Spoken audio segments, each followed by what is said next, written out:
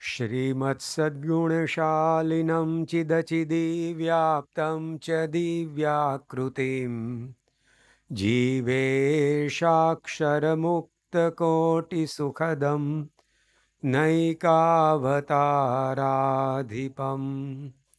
ज्ञेयं श्रीपुरुषोत्तमं मुनिवरैर्वेदादिकीर्त्यं विभुम् तन्मूलाक्षरयुक्तमेव सहजा नन्दं च वन्दे सदा।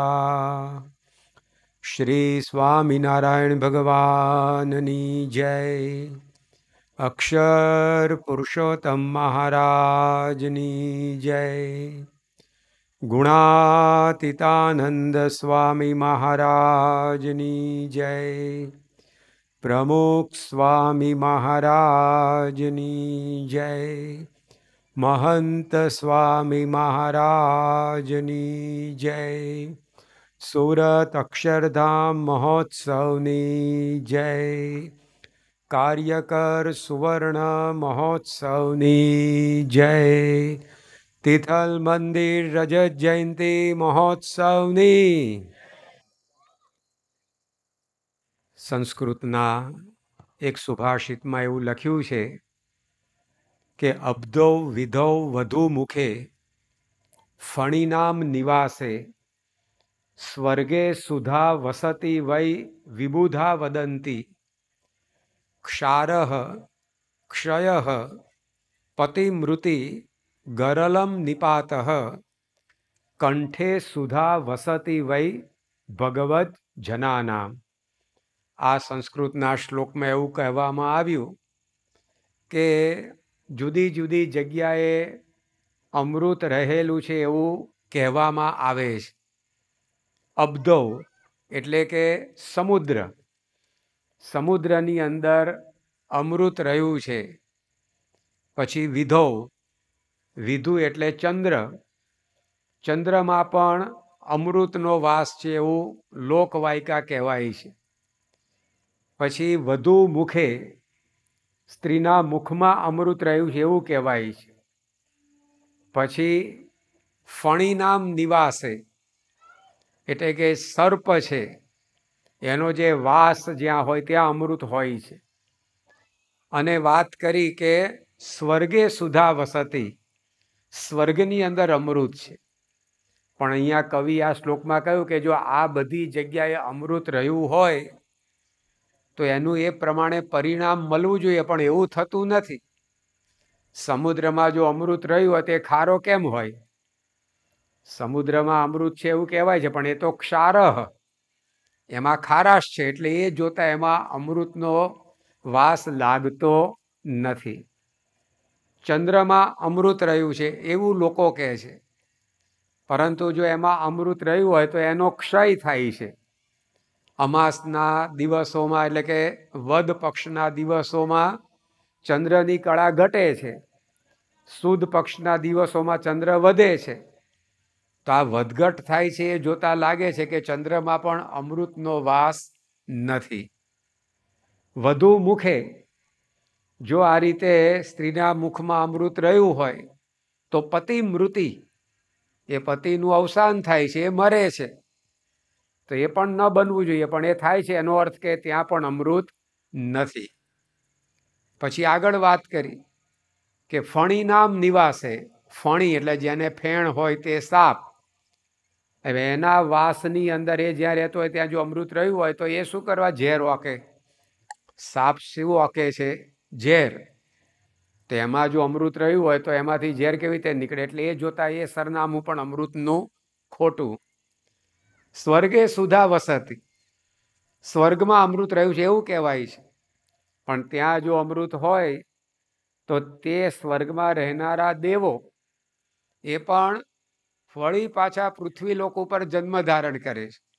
ભગવદ્ ગીતામાં લખ્યું કે ક્ષીણે પુણ્ય મર્ત્ય લોકે વિશંતિ દેવાહ, જ્યારે પુણ્યનો સંચય, પુણ્યનો સ્ટોક ખૂટી જાય ત્યારે એ સ્વર્ગવાસીને પણ વળી પાછું આ જન્મ મરણનું ચક્ર ચાલુ થાય છે। એ જોતા સ્વર્ગ પણ સરનામું અમૃતનું ન હોઈ શકે। તો પછી એ ખરેખર અમૃતનો વાસ ક્યાં છે? તો છેલ્લા વાક્યની અંદર આ શ્લોકમાં લખ્યું કે કંઠે સુધા વસતી વೈ ભગવત જનાના. ભગવાન અને ભગવાનના ગુણાતીત સંત એના કંઠની અંદર અમૃત રહ્યું છે. એ કંઠમાંથી નીકળેલી વાણી એનું જે પાન કરે, એને જે સાંભળે, એ ખરેખર અમર થઈ જાય છે. એટલા માટે ભગવાનના ચરિત્ર હોય કે ભગવાનના વચન, એને અમૃતની ઉપમા આપવામાં આવી. ભગવાન સ્વામિનારાયણના પરાવાણીનો ગ્રંથ, એને સંતોએ શું નામ આપ્યું? વચનામૃત, વચનરૂપી અમૃત. આને જે સાંભળે, આનું જે પાન કરે, એ જન્મ મરણથી છૂટી જાય, અમર થઈ જાય. શ્રીજી મહારાજના લીલા ચરિત્રનો ગ્રંથ છે, એનું નામ છે હરિ લીલામૃત. ભગવાનની લીલા એટલે કે ભગવાનના ચરિત્રો એ કેવા છે? અમૃત તુલ્ય છે. એને જે સાંભળે એ સાચા અર્થમાં અમર થઈ જાય છે, એને જન્મ મરણ ટળી જાય છે. શ્રીજી મહારાજના લીલા ચરિત્રોનો એક અન્ય ગ્રંથ છે, એનું નામ સંતોએ આપ્યું હરિચરિત્રામૃત સાગર. ભગવાનના ચરિત્રો રૂપી અમૃતનો સાગર. તો જો ભગવાન અને સંત, એવા ગુણાતીત સંત, એની જે વાણી એ ખરેખર આપણને અમર કરે. અમર કરે એટલે આ શરીરને અમર કરે એવું નહીં, કારણ કે શરીર તો ગમે તેવું હોય તોય એની આવરદા આવી રહે ત્યારે એનો નાશ થવાનો જ છે. પરંતુ આપણો જીવ, જેને જન્મ મરણનું બંધન છે, એ આ વચનો સાંભળવાથી ટળી જાય. એટલા માટે ગુણાતીતાનંદ સ્વામી વચનામૃત લાવ એવું નહોતા બોલતા. સ્વામીને જ્યારે વચનામૃતનો ગ્રંથ મંગાવવો હોય કથા કરવા માટે, ત્યારે ગુણાતીતાનંદ સ્વામી કહેતા કે અમૃત લાવો. એકવાર કોઈ નવા સંત હશે, એની પાસે આવું માગ્યું ગુણાતીતાનંદ સ્વામીએ કે અમૃત લાવો. તો પેલા અમને કઈ ખ્યાલ ના આવ્યો કે અમૃત ક્યાંથી લાવવું, અમૃત અહીંયા ક્યાં મળે.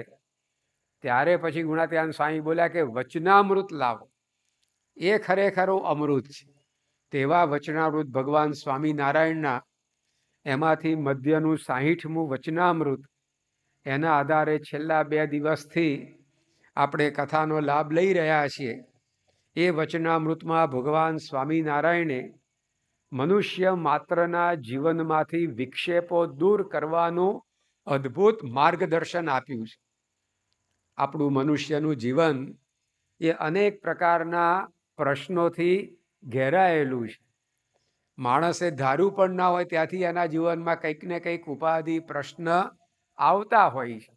એક કવિએ લખ્યું છે કે નકશા હુકમ ઇમારત ચલે, વૃક્ષ ચલે નિજ લીલા. કોઈ ઇમારત, બિલ્ડિંગ બનાવવાનું હોય, તેનો નકશો તૈયાર થઈ જાય છે કે આ બિલ્ડિંગમાં અહીંયા બારણું આવશે, અહીંયા બારી આવશે, અહીંયા વેન્ટિલેશન આવશે, અહીંયા સ્લેબ ભરાશે. તો નકશા હુકમ ઇમારત ચલે, નકશા પ્રમાણે ઇમારત બંધાય. પણ વૃક્ષ ચલે નિજ લીલા. પણ વૃક્ષના વિકાસનો કોઈ નકશો ના હોય કે ઝાડ ઉપર અહીંયા ડાળી ફૂટશે, એ ડાળી ઉપર અહીંયા જ પાંદડું આવશે, અહીંયા જ ફળ ફૂલ બાજશે, એવું નથી હોતું. એ તો ગમે ત્યાં ડાળી ફૂટે, એ ડાળી ઉપર ગમે ત્યાં પાંદડા ફૂટે, ગમે ત્યાં ફળ ફૂલ જામે. તો જીવન ઇમારતની જેમ નહીં, પણ વૃક્ષની જેમ આગળ વધે છે. એટલે એમાં ધાર્યું ન હોય ત્યાંથી કંઈક વિક્ષેપ ઊભો થઈ જાય પાછો. કવિ ભર્તૃહરિ થઈ ગયા આપણા દેશમાં, જેને આપણે ભરતહરિ કહીએ છીએ.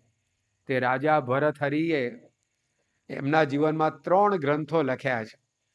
કાકા કાલેલકર, બહુ મોટા શિક્ષણ શાસ્ત્રી, સ્વાતંત્ર્ય સેનાની, એ પોતે એવું કહેતા કે કોઈ આપણને પૂછે ભારતીય સંસ્કૃતિ શું છે, તો એને સમજાવવા માટે ભર્તૃહરિએ લખેલા વૈરાગ્ય શતક, નીતિ શતક અને શૃંગાર શતક, આ 3 ગ્રંથો આપવા.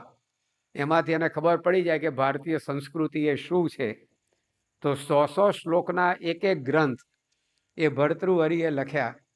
એમાં નીતિ શતક ગ્રંથની અંદર એમણે પોતે આ સંસારનું ચિત્ર દોરતા એવું કહ્યું છે કે ક્વચિદ વીણા વાદ્યમ, ક્વચિદપી હાહેતિ રુદિતમ, ક્વચિદ રામા રમ્યા, ક્વચિદપી જરા જર્જર તનુ, ક્વચિદ વિદ્વદ ગોષ્ઠી, ક્વચિદપી સુરામત્ત કલહ, ન જાને સંસાર કિમ વિષમય કિમ અમૃતમય, કે આ સંસારની અંદર ક્વચિદ રામા રમ્યા ક્વચિદપી જરા જર્જર તનુ.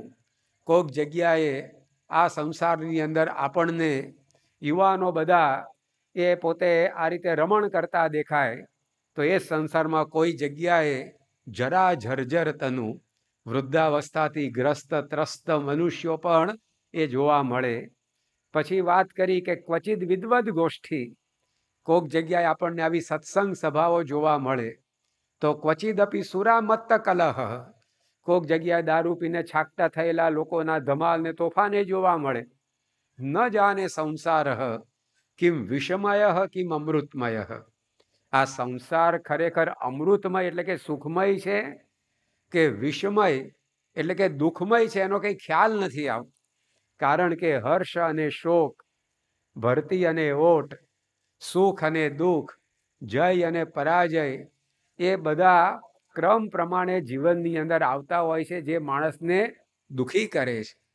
તો અહીંયા મુક્તાનંદ સ્વામીએ પ્રશ્ન મહારાજને પૂછ્યો કે આ સંસારને વિશે કેટલીક જાતના વિક્ષેપ આવે છે, અનેક પ્રકારના પ્રશ્નો આવે છે. એક સમય આવે બીજો ઊભો થાય, બીજો સમય આવે ત્રીજો ઊભો થાય. યોગીજી મહારાજ વાત કરતા કે એકવાર એક ગોકળી હતો ભરવાડ, એની પાસે 100 ઢોર હતા. એ 100 ઢોરને ચરાવવા માટે લઈને નીકળ્યો અને બપોરનો ટાઈમ થયો અને એ જે ગોકળી હતો એને પણ ભૂખ લાગી, એટલે એણે એક ઝાડ નીચે બેસીને ટીમણ કર્યું, નાસ્તા પાણી કર્યા. પછી એને થયું કે લાવો ના વડલો સારો ઘેઘૂર છે, છાયાવાળો છે, કલાકે એની નીચે આપણે આરામ કરીએ. એટલે એણે ઝાડ નીચે આમ લંબાવવાની તૈયારી કરી. પણ એને થયું હું પહેલાં બધા મારા 100 ઢોર છે ને એને બેસાડી દઉં, કારણ કે એ બધા ઊભા હોય ને હાલતા હાલતા ક્યાંય ના ક્યાંય પહોંચી જાય તો જાગ્યા પછી મારે બધાને ભેગા કરવા પડે પાછું. એના કરતાં એકવાર હું બધાને બેસાડી દઉં, અને ઢોર એકવાર બેસે ને પછી જટ ઊભું ન થાય. રસ્તાની વચ્ચોવચ્ચ ગાય કે ભેંસ કે કંઈક બેસી ગયા હોય, પછી તમે ગમે તેટલા હોર્ન મારો તોય ખસે નહીં, તમારી ગાડી ડાયવર્ઝન કરી લેવી પડે આખે. એટલે એક પછી એક એ ભરવાડ હતો એ બધા ઢોરને બેસાડવા માંડે. તો 99 ઢોર વ્યવસ્થિત બેસી ગયા એક પછી એક. પણ એક જે ઢોર હતું એ ગમે તેટલા પ્રયત્ન કરે તો એવું અકોણું નીકળ્યું, તે બેસે જ નહીં. હવે આ ગોકળી હતો એને ઊંઘ ભરાઈ હતી અને આ બેસે નહીં ત્યાં સુધી સુવાનો મેળ પડે નહીં. એટલે ગમે તેમ કરીને બેસાડવા માટે એણે એ ઢોરના શરીર ઉપર વજન આપ્યું, ભાઈ આ બેસે તો સારું, તો આપણે ઊંઘ ભેગા થઈએ. તો એણે વજન આપ્યું એટલે એ છેલ્લું ઢોર હતું એ બેઠું તો ખરું, પણ એવું ધબાક લઈને બેઠું કે 99 બેઠેલા ઊભા થઈ ગયા પાછા. એટલે પેલા ભરવાડને વિચાર થયો કે હવે આ પાછા 99 ને બેસાડું, એમાંથી કોક પાછું આના જેવું જો નીકળશે તો વળી પાછી એની ઉપાધિ. એના કરતાં હાલો કાંઈ આરામ કરવો નથી, આગળ ઉપડીએ આપણે. તો યોગીજી મહારાજ કહેતા કે આ સંસાર વ્યવહારની તાસીર એવી છે કે આપણે એક પ્રશ્ન સમાવીએ તો આપણને લાગે કે હવે શાંતિથી સૂઈ જઈએ, ત્યાં પાછો બીજો ઊભો થઈ ગયો હોય. તો આવી પ્રકારનો આ સંસાર મુક્તાનંદ સ્વામી કહે છે કે હવે એમાં કેવી રીતે ભગવાનનો ભક્ત સમજે તો એના અંતરમાં સુખ રહે. બહાર તો ભલે ગમે તેટલી ધમાલ મચે, પણ અંતરની અંદર એ આપણને ડંખી ન શકે, એ પીડી ન શકે. જેમ બખ્તર પહેર્યું હોય એની ઉપર ગમે તેટલા ઘા વાગે પણ એ લોહી લુહાણ ના થાય. જેમ બુલેટ પ્રૂફ જેકેટ પહેર્યું હોય એની ઉપર ગમે તેટલી ગોળીઓનો વરસાદ વરસે પણ એને ઘસરકો ન પડે. એમ ભલે સંસાર છે તો વિક્ષેપો આવે, પરંતુ અમારા અંતરમાં શાંતિ રહે, એનો કોઈ ઉપાય છે? શું સમજીએ તો આવી પ્રકારનું મળે?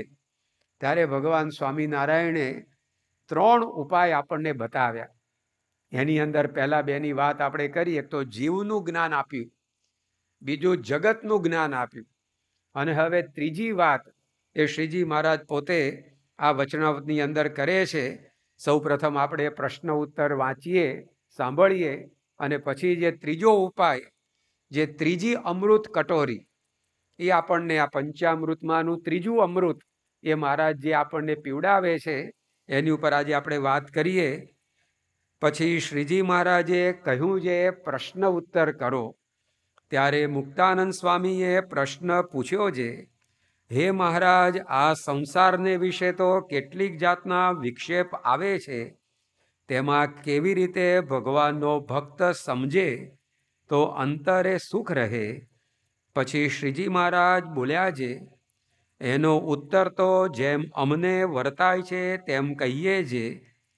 પોતાના દેહથી નોખો જે પોતાનો આત્મા, તેનું જે નિરંતર અનુસંધાન, તથા માયિક એવા જે પદાર્થ માત્ર, તેના નાશવંતપણાનું જે અનુસંધાન, તથા ભગવાનના મહાત્મ્ય જ્ઞાનનું જે અનુસંધાન, એ ત્રણે કરીને કોઈ વિક્ષેપ આડો આવતો નથી.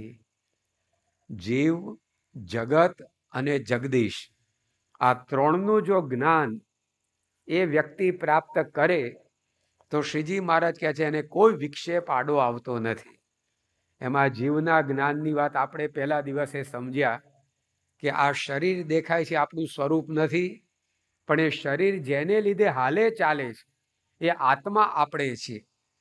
જેમ પવન દેખાતો નથી પણ પાંદડા હલે, વાદળા હલે, એની ઉપરથી આપણે અનુમાન કરી શકીએ કે પવન વહેતો હોવો જોઈએ.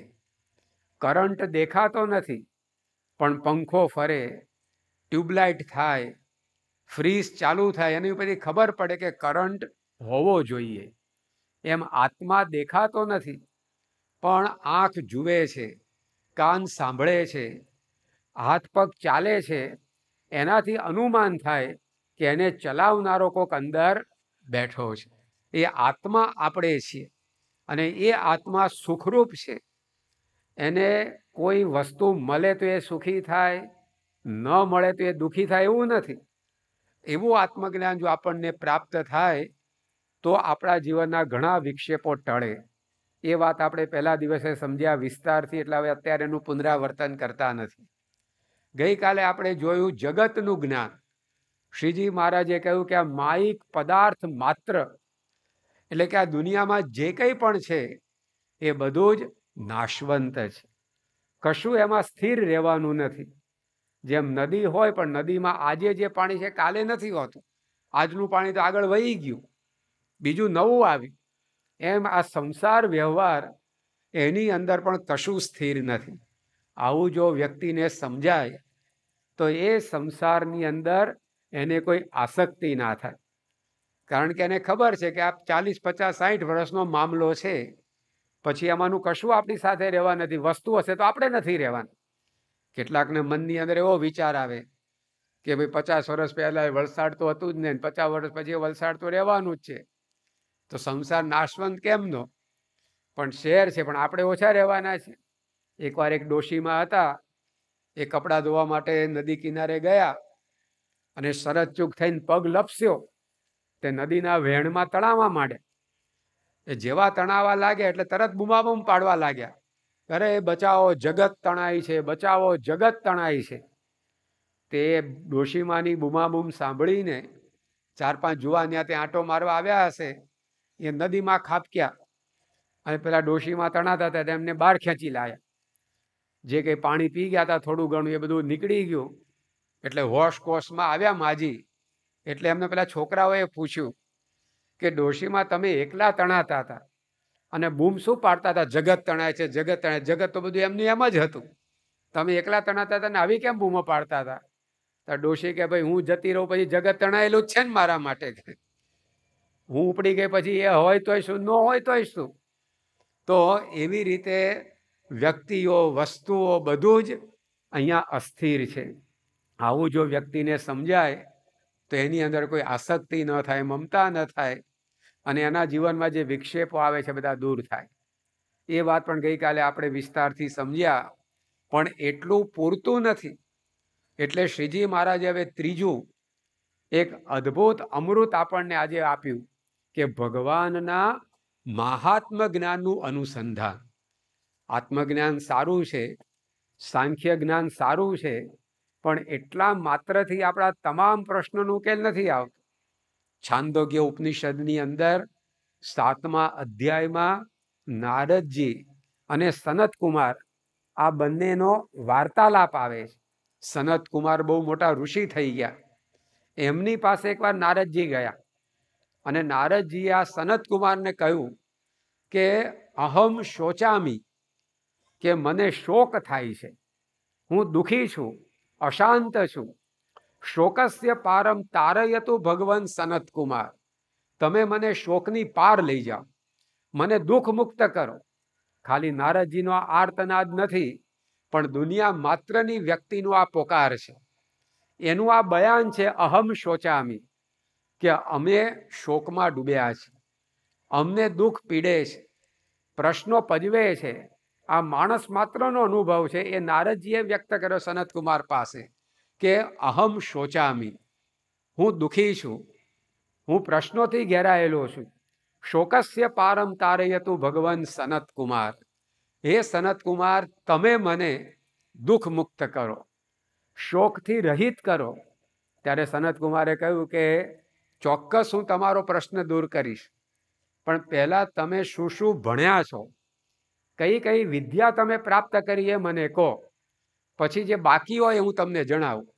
ડૉક્ટર પાસે દવા લેવા આપણે જઈએ, તે ડૉક્ટર દવા આપતા પહેલાં પૂછતા હોય કે આની પહેલાં તમે કઈ કઈ દવાઓ પીધી છે, ખાધી છે, એ તમે કહો.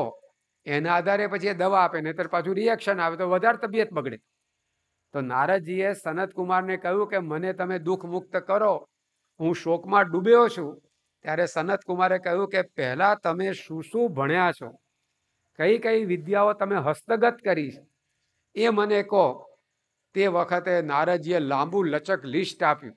ઋગ્વેદમ ભગવો અધ્યેમી, સામવેદમ, યજુર્વેદમ, આથર્વણમ ચતુર્થમ, ઇતિહાસ પુરાણમ પંચમમ, વેદાનામ વેદમ, દૈવમ, પિત્રમ, રાશિમ, નિધિમ, દેવ વિદ્યામ, બ્રહ્મ વિદ્યામ, ક્ષત્ર વિદ્યામ, નક્ષત્ર વિદ્યામ, સર્પદેવ જન વિદ્યામ, એતદ ભગવો અધ્યેમી. 16 વિદ્યાઓ ગણાવી. એ 16 વિદ્યાઓ કેવી છે? તો આકાશથી લઈને પાતાળ સુધીમાં અત્યારે જે કંઈ પણ જ્ઞાન દુનિયામાં પ્રવર્ત્યું છે, એ બધાનું જ્ઞાન આ નારદજીને હતું. 4 વેદ ભણી ચૂકેલા, મહાભારત ભણી ચૂકેલા, ઇતિહાસ ગ્રંથ, પુરાણો 18 વાંચી ચૂકેલા.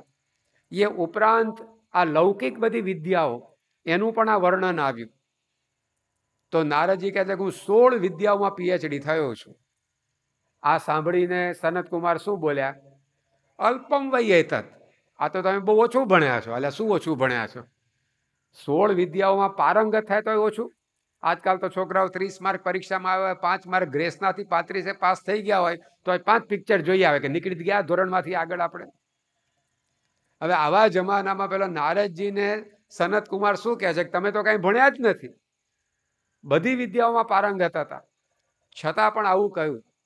અને પછી નારદજીને સનત કુમાર કહે છે કે અલ્પમ વય એત, તમે તો આજે ગણાવ્યું ને બધું બહુ અલ્પ છે, બહુ થોડું છે. ન અલ્પે સુખમ, આવા અલ્પ જ્ઞાનની અંદર ક્યારેય પણ માણસ સુખી થઈ શકે નહીં. ભૂમા વૈતત સુખમ, તમે જ્યારે ભૂમા, આ સંસ્કૃત શબ્દ છે, એનો અર્થ થાય અતિ વિશાળ, અતિ મોટા, એટલે કે ભગવાન. એ ભગવાનનું જ્ઞાન જ્યારે તમને પ્રાપ્ત થશે ત્યારે તમારા તમામ પ્રશ્નોનો અંત આવશે.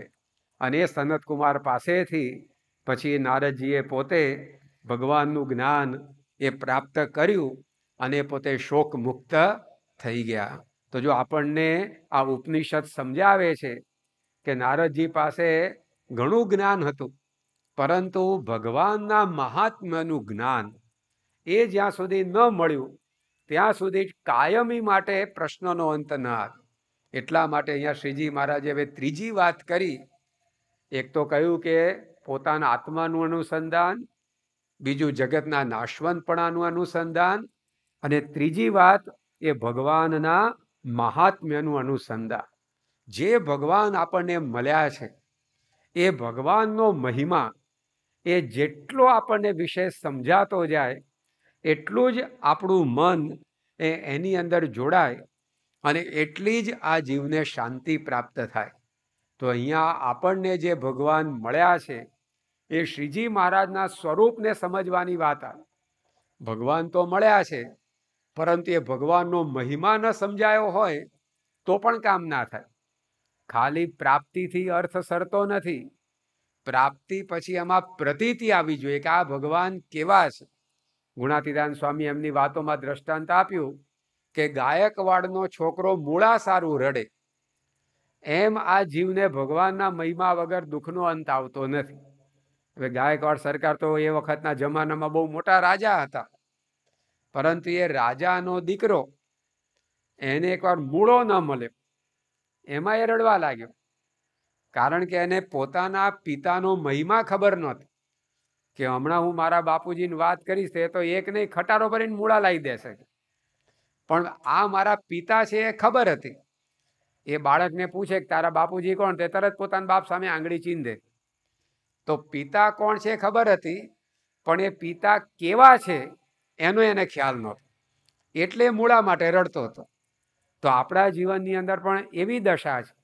ભગવાન શ્રીજી મહારાજ આપણને મળ્યા, એમના અખંડ ધારક સંત પ્રમુખ સ્વામી મહારાજ, વર્તમાન કાળે મહંત સ્વામી મહારાજ આપણને મળ્યા, પરંતુ જ્યાં સુધી એના મહિમાનું અનુસંધાન ન રહે ત્યાં સુધી આપણું મન એ આ જગતના પ્રશ્નોમાંથી બહાર આવતું નથી. એમાંથી આપણે મુક્ત થઈ શકતા નથી, પણ જે પ્રાપ્તિ સમજાય તો એનો આનંદ આવે. સ્વામીએ વાતોમાં એક દ્રષ્ટાંત આપ્યું કે એકવાર એક ભરવાડ હતો, એ રસ્તે ચાલ્યો જતો તો એની એક બકરી લઈને, અને રસ્તામાં એણે એક ચમકતો હીરો જોયો. હર્યો હતો હકીકતમાં હીરો, પણ આને કોઈ જ્ઞાન નહીં, એટલે એને લાગ્યું કે આ તો બીજા પથરા કરતા જરા સારું ચમકે છે, ચમકતો પથરો છે. એટલે એણે પથ્થર ઉપાડી લીધો અને પોતાની માનીતી બકરી હતી એના ગળે બાંધ્યો. જેની પાસે જે હોય એ એને શણગારે. કોઈની પાસે સાયકલ હોય તો સાયકલ શણગારતા હોય છે, સાયકલને ફૂમતા લગાવે ને જાત જાતનું બધું ડેકોરેશન કરે. સ્કૂટર હોય તો સ્કૂટર શણગારે, એની ઉપર રેડિયમની પટ્ટીઓ મારે, નામ કરે ને તેમ કરે. ગાડી હોય તો ગાડી શણગારે, કાંઈ ના હોય તો જાતને શણગારે, કારણ કે તો હોય જ બધા જોડે. એટલે આ એક માનીતી બકરી હતી, તો એના ગળે પેલો ચમકતો પથરો બાંધ્યો અને ગામમાં પ્રવેશ્યો. તો ગામમાં પેસતા એક સોની મહાજનની દુકાન હતી, અને એમણે બેઠા બેઠા જોયું પેલા બકરીના ગળામાં શું ચમકે છે. એટલે પેલા ભરવાડ હતા એમને નજીક બોલાયા અને કહ્યું કે ભાઈ આ તે બકરીના ગળામાં શું બાંધ્યું છે? તો કે આ તો એક ચમકતો પથરો પડ્યો હતો ને મને મળ્યો રસ્તામાંથી, એટલે મેં મારી આ માનીતી બકરી છે એના ગળે બાંધી દીધો છે. તો પેલા મહાજન સમજી ગયા કે આને આ હીરાનું જ્ઞાન લાગતું નથી, એને પથરો જ સમજે છે. એટલે એ મહાજને કહ્યું કે હું તને 10 રૂપિયા આપું, આ પથરો મને આપીશ? તો પેલો કે ભાઈ હવે પથરાના 10 રૂપિયા લેવાતા છે, એમને એમ લઈ જાવ. એ પાછો દાતાર નીકળ્યો કે એમને એમ લઈ જાઓ. તો મહાજન કે ના ભાઈ, એમને એમ તો કોઈની વસ્તુ લેવાય નહીં, તમે 10 રૂપિયા તો રાખો ને રાખો, એમ કહીને પરાણે આપ્યા. પણ આ સોની મહાજનને ખબર હતી કે ભાઈ આ પથરો નથી, આ તો હીરો છે. એટલે એક મોટા ઝવેરી હતા એની પાસે ઉપડ્યા વેચવા માટે, અને ઝવેરીને આ હીરો બતાવીને વાત કરી કે આ જણસ વેચવી છે, શું કિંમત આપશો? તો પેલા ઝવેરીએ નંગ તપાસ્યું, ભાઈ અસલી માલ નકલી માલ કેવો છે, અને ખબર પડી કે આ તો એકદમ અસલી માલ છે. એટલે ઝવેરીએ કિંમત ઠરાવી કે આના હું તમને વધુમાં વધુ 1,00,000 રૂપિયા આપી શકું, એથી વધારે 1 રૂપિયો નહીં. તે પેલા મહાજન મનમાં બબડ્યા, વધારે જોઈએ છે કોને કે, કારણ કે 10માં લીધેલો 1,00,000 મળે છે, આ તો વકરો એટલો નફો આમાં તો. એટલે તરત જ પેલાની બુદ્ધિ ફરે, પેલા તો સોદો કરી નાખ્યો અને 1,00,000 રૂપિયામાં હીરો વેચી દીધો. પણ જેણે 1,00,000માં લીધો એને કઈ બુદ્ધિ ગીરવે નહોતી મૂકી. એને ખબર હતી કે આ તો 1,00,000 રૂપિયા કરતા વધારે કિંમતી રત્ન છે. એટલે એક મોટો ઝવેરી હતો એની પાસે વેચવા ઉપડ્યા, અને એને જઈને કહ્યું કે ભાઈ આ વસ્તુ વેચવી છે, શું કિંમત આપશો? તો એ ઝવેરીએ નંગ તપાસ્યું અને ખબર પડી કે આ તો એકદમ પ્યોર માલ છે. એટલે કિંમત ઠરાવી કે આ હીરાના હું તમને વધુમાં વધુ 1 કરોડ રૂપિયા આપી શકું. એટલે કે લઈ લો હીરો, લાવો કરોડ, કારણ કે આમાં 99 લાખનો ફાયદો થતો હતો. આવો સોદો કોઈ જતો કરે? એટલે તરત જ કરોડમાં વેચી માર્યો. પણ જેણે 1 કરોડ રૂપિયામાં હીરો ખરીદ્યો એનો ઉપલો માળ ખાલી નહોતો. એને ખબર હતી કે આ તો 1 કરોડ રૂપિયા કરતાંય વધારે કિંમતી રત્ન છે. જેવો તેવો તો આને ખરીદી પણ નહીં શકે. કોઈ ખમતી દર ખરીદનાર હોય ને એની પાસે જઈને એને વેચવું પડશે, ત્યારે આની કિંમત આપણને સારી મળશે. એટલે એક મોટો શાહુકાર હતો, ચારે બાજુ એની પ્રખ્યાતિ પ્રસરેલી. એની પાસે જઈને આ હીરો વેચી એવું નક્કી કરીને આ ઝવેરી ત્યાં પેઢી ઉપર પહોંચ્યા. પણ બનવા જો શાહુકાર બહારગામ ગયા હતા અને શાહુકારનો દીકરો પેઢી ઉપર બેઠો હતો. એને જઈને ઝવેરીએ નંગ બતાવ્યું અને કહ્યું કે આ વસ્તુ મારે વેચવી છે, શું કિંમત આપશો? તો શાહુકારના દીકરાએ હીરો તપાસ્યો અને હીરો અસલી છે ખબર પડી.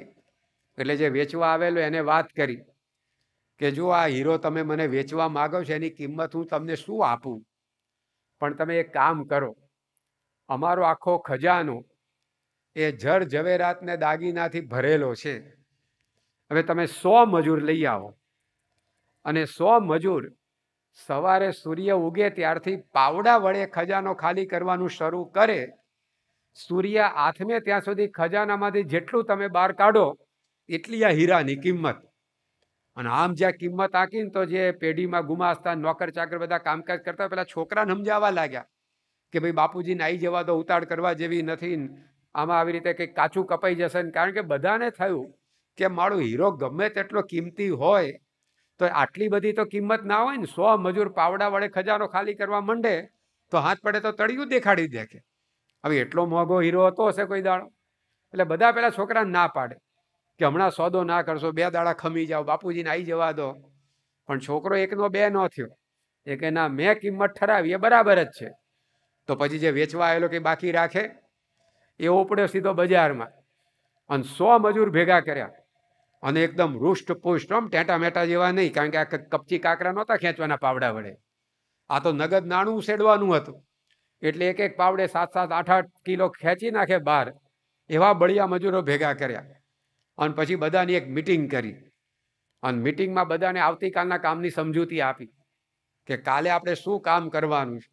અને એની અંદર બધાને કડક સૂચના આપી કે કાલે એકવાર સવારે કામ ચાલુ કર્યું એ કર્યું, સાંજ પડે ત્યાં સુધી કોઈ રિસેસ પાડવાની નહીં. બપોરે ટિફિન બિફિનના કોઈ ડબલા બબલા ખોલતા નહીં કે પરમદાર બધાને 5 સ્ટાર હોટલમાં જમાડ દઈશ.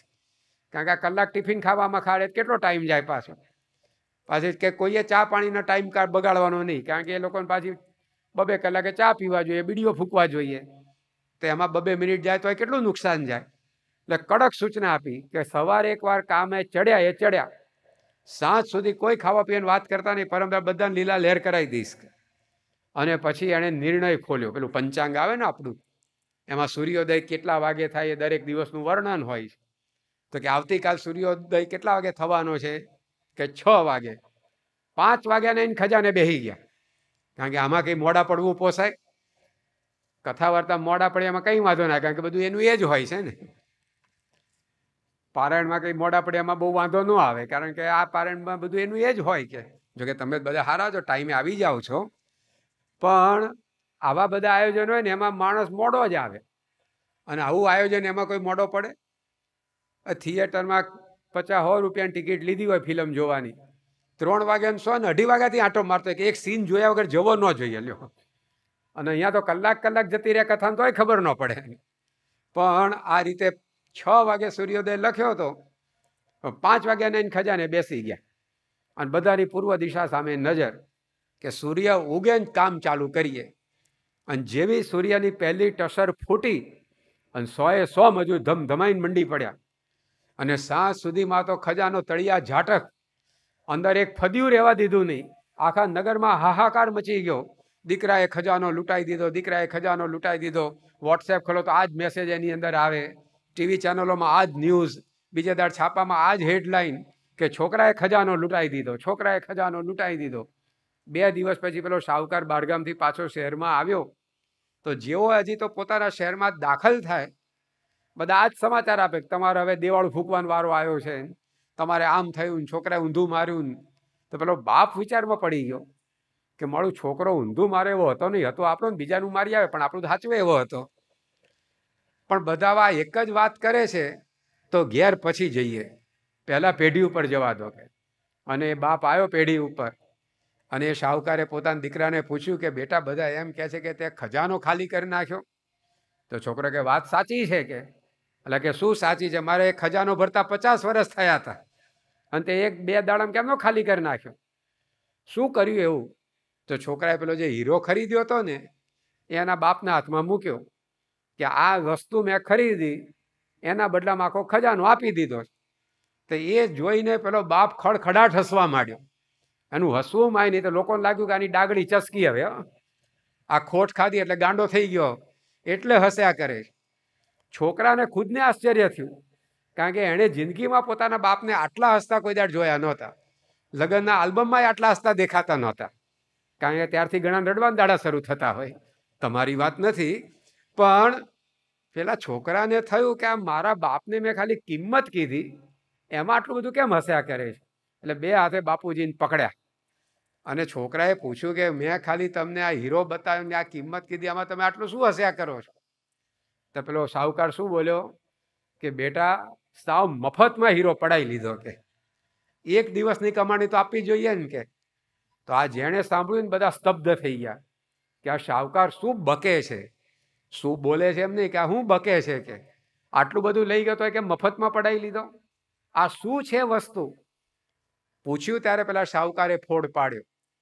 એણે કહ્યું કે ભાઈ આ સામાન્ય હીરો નથી, આ તો ચંદ્રકાંત મણિ છે.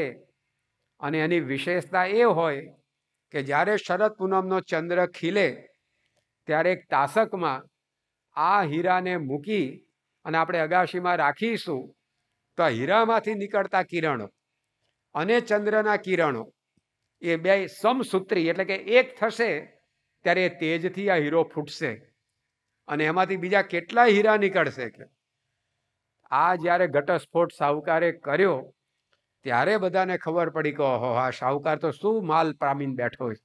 તો ગુણાતીતાન સ્વામી આ દ્રષ્ટાંત તેમની વાતોમાં આપ્યું અને સમજાવ્યું કે હીરો એ તો જે ભરવાડના હાથમાં હતો, સોનીના હાથમાં હતો, ઝવેરીના હાથમાં હતો, એ જ આ શાહુકારના હાથમાં હતો. પણ પેલા ભરવાડને કેટલા રૂપિયા મળ્યા? 10 રૂપિયા. પેલા સોનીને લાખ રૂપિયા, પેલા ઝવેરીને કરોડ, અને આ શાહુકારને તો કોઈ કિંમત જ ન રહી, એટલું મળ્યું. તે મળ્યું શાને લીધે મળ્યું? મહંત સ્વામી મહારાજ સમજાવે છે કે આ જે પ્રાપ્તિ થઈ એ હીરાને લીધે થઈ કે હીરાના જ્ઞાનને લીધે થઈ? જો હીરો બધા પાસે હતો, પણ હીરાનું જ્ઞાન જેમ જેમ વધતું ગયું તેમ તેમ એ હીરામાંથી વધારે ને વધારે નીકળતું ગયું. એક જણને ઓછું જ્ઞાન હતું તો હીરામાંથી 10 જ રૂપિયા નીકળ્યા. પેલા સોની મહાજનને થોડુંક વધારે જ્ઞાન હતું તો હીરામાંથી લાખ રૂપિયા કાઢી શક્યો. પેલા ઝવેરીને થોડુંક વધારે જ્ઞાન હતું તો એ હીરામાંથી કરોડ રૂપિયા કાઢી શક્યો. પરંતુ શાહુકાર જેમ છે તેમ હીરાને ઓળખતો હતો, તો એ હીરામાંથી જેટલું કાઢી શક્યો એટલું બીજું કોઈ કાઢી ન શક્યું. એમ શ્રીજી મહારાજ, પ્રમુખ સ્વામી મહારાજ, મહંત સ્વામી મહારાજ રૂપી હીરો આપણા બધાના હાથની અંદર છે, પરંતુ એનો મહિમા એ જેને જેટલો વધારે સમજાય એટલો એમાંથી વધારે ને વધારે આનંદ મળે. એટલા જ આપણા પ્રશ્નો એ ટળે.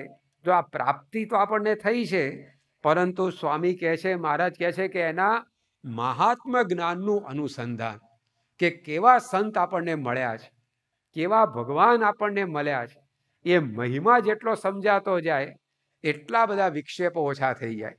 પ્રાપ્તિનો મહિમા સમજાય તો એ આપણા બધા વિક્ષેપ જેમ છે તેમ આપણે નથી સમજ્યા એવું નથી. આજે શ્રીજી મહારાજ, પ્રમુખ સ્વામી મહારાજ, મહંત સ્વામી મહારાજનો મહિમા આપણે નથી સમજ્યા એવું નથી. જો ન સમજાય તો અહીંયા આવીને આપણે બેઠા જ ના હોત. જો આપણને આવો મહિમા સમજાય ના તો આપણે આવી સેવા કરીએ છીએ, સેવા પણ ન કરતા હોત. આપણે સત્સંગ કરીએ છીએ, સત્સંગ પણ ન કરતા હોત. તો મહિમા આપણે નથી સમજ્યા એવું નહીં, પરંતુ જેમ છે તેમ. સ્વામી બાપા કહેતા કે સિંહ આપણે યથાર્થ રૂપમાં જાણ્યો છે. તો સ્વપ્નમાં દેખાય ને તોય ભાગે માણસ. આમ ખાટલામાં સૂતો ને સ્વપ્ન આવે ને એમાં સિંહ દેખાય તો એ દોટ મૂકે સ્વપ્નમાં, અને જાગે ત્યાં ખબર પડે ખાસ વાંધો નહીં, ખાટલામાં છે, ખાટલો બગડી ગયો જુદી વાત છે, પણ હોય ખાટલામાં આવ્યો. પણ જો યથાર્થ સિંહને જાણ્યો છે તો સ્વપ્નમાં એનાથી દૂર રહેવાનું મન થાય. ગમે તેટલો આમ સારો દેખાતો હોય તો એકાદ આપણે એમ પ્રાણી સંગ્રહાલયમાં ગયા આવીએ તો સિંહ કેવો સારો દેખાય, કેશવાળી વાળો હોય ને ડાલા મથો હોય મોટો, તો કદાચ મન થાય ભેટવાનું કે હારો લાગે, લાવો ભેટીએ થોડું. એ પાંજરામાં તો આપણે બહાર હારા, એ બહાર તો આપણે પાંજરામાં હારા. તો એવું આપણને થઈ ગયું છે ને.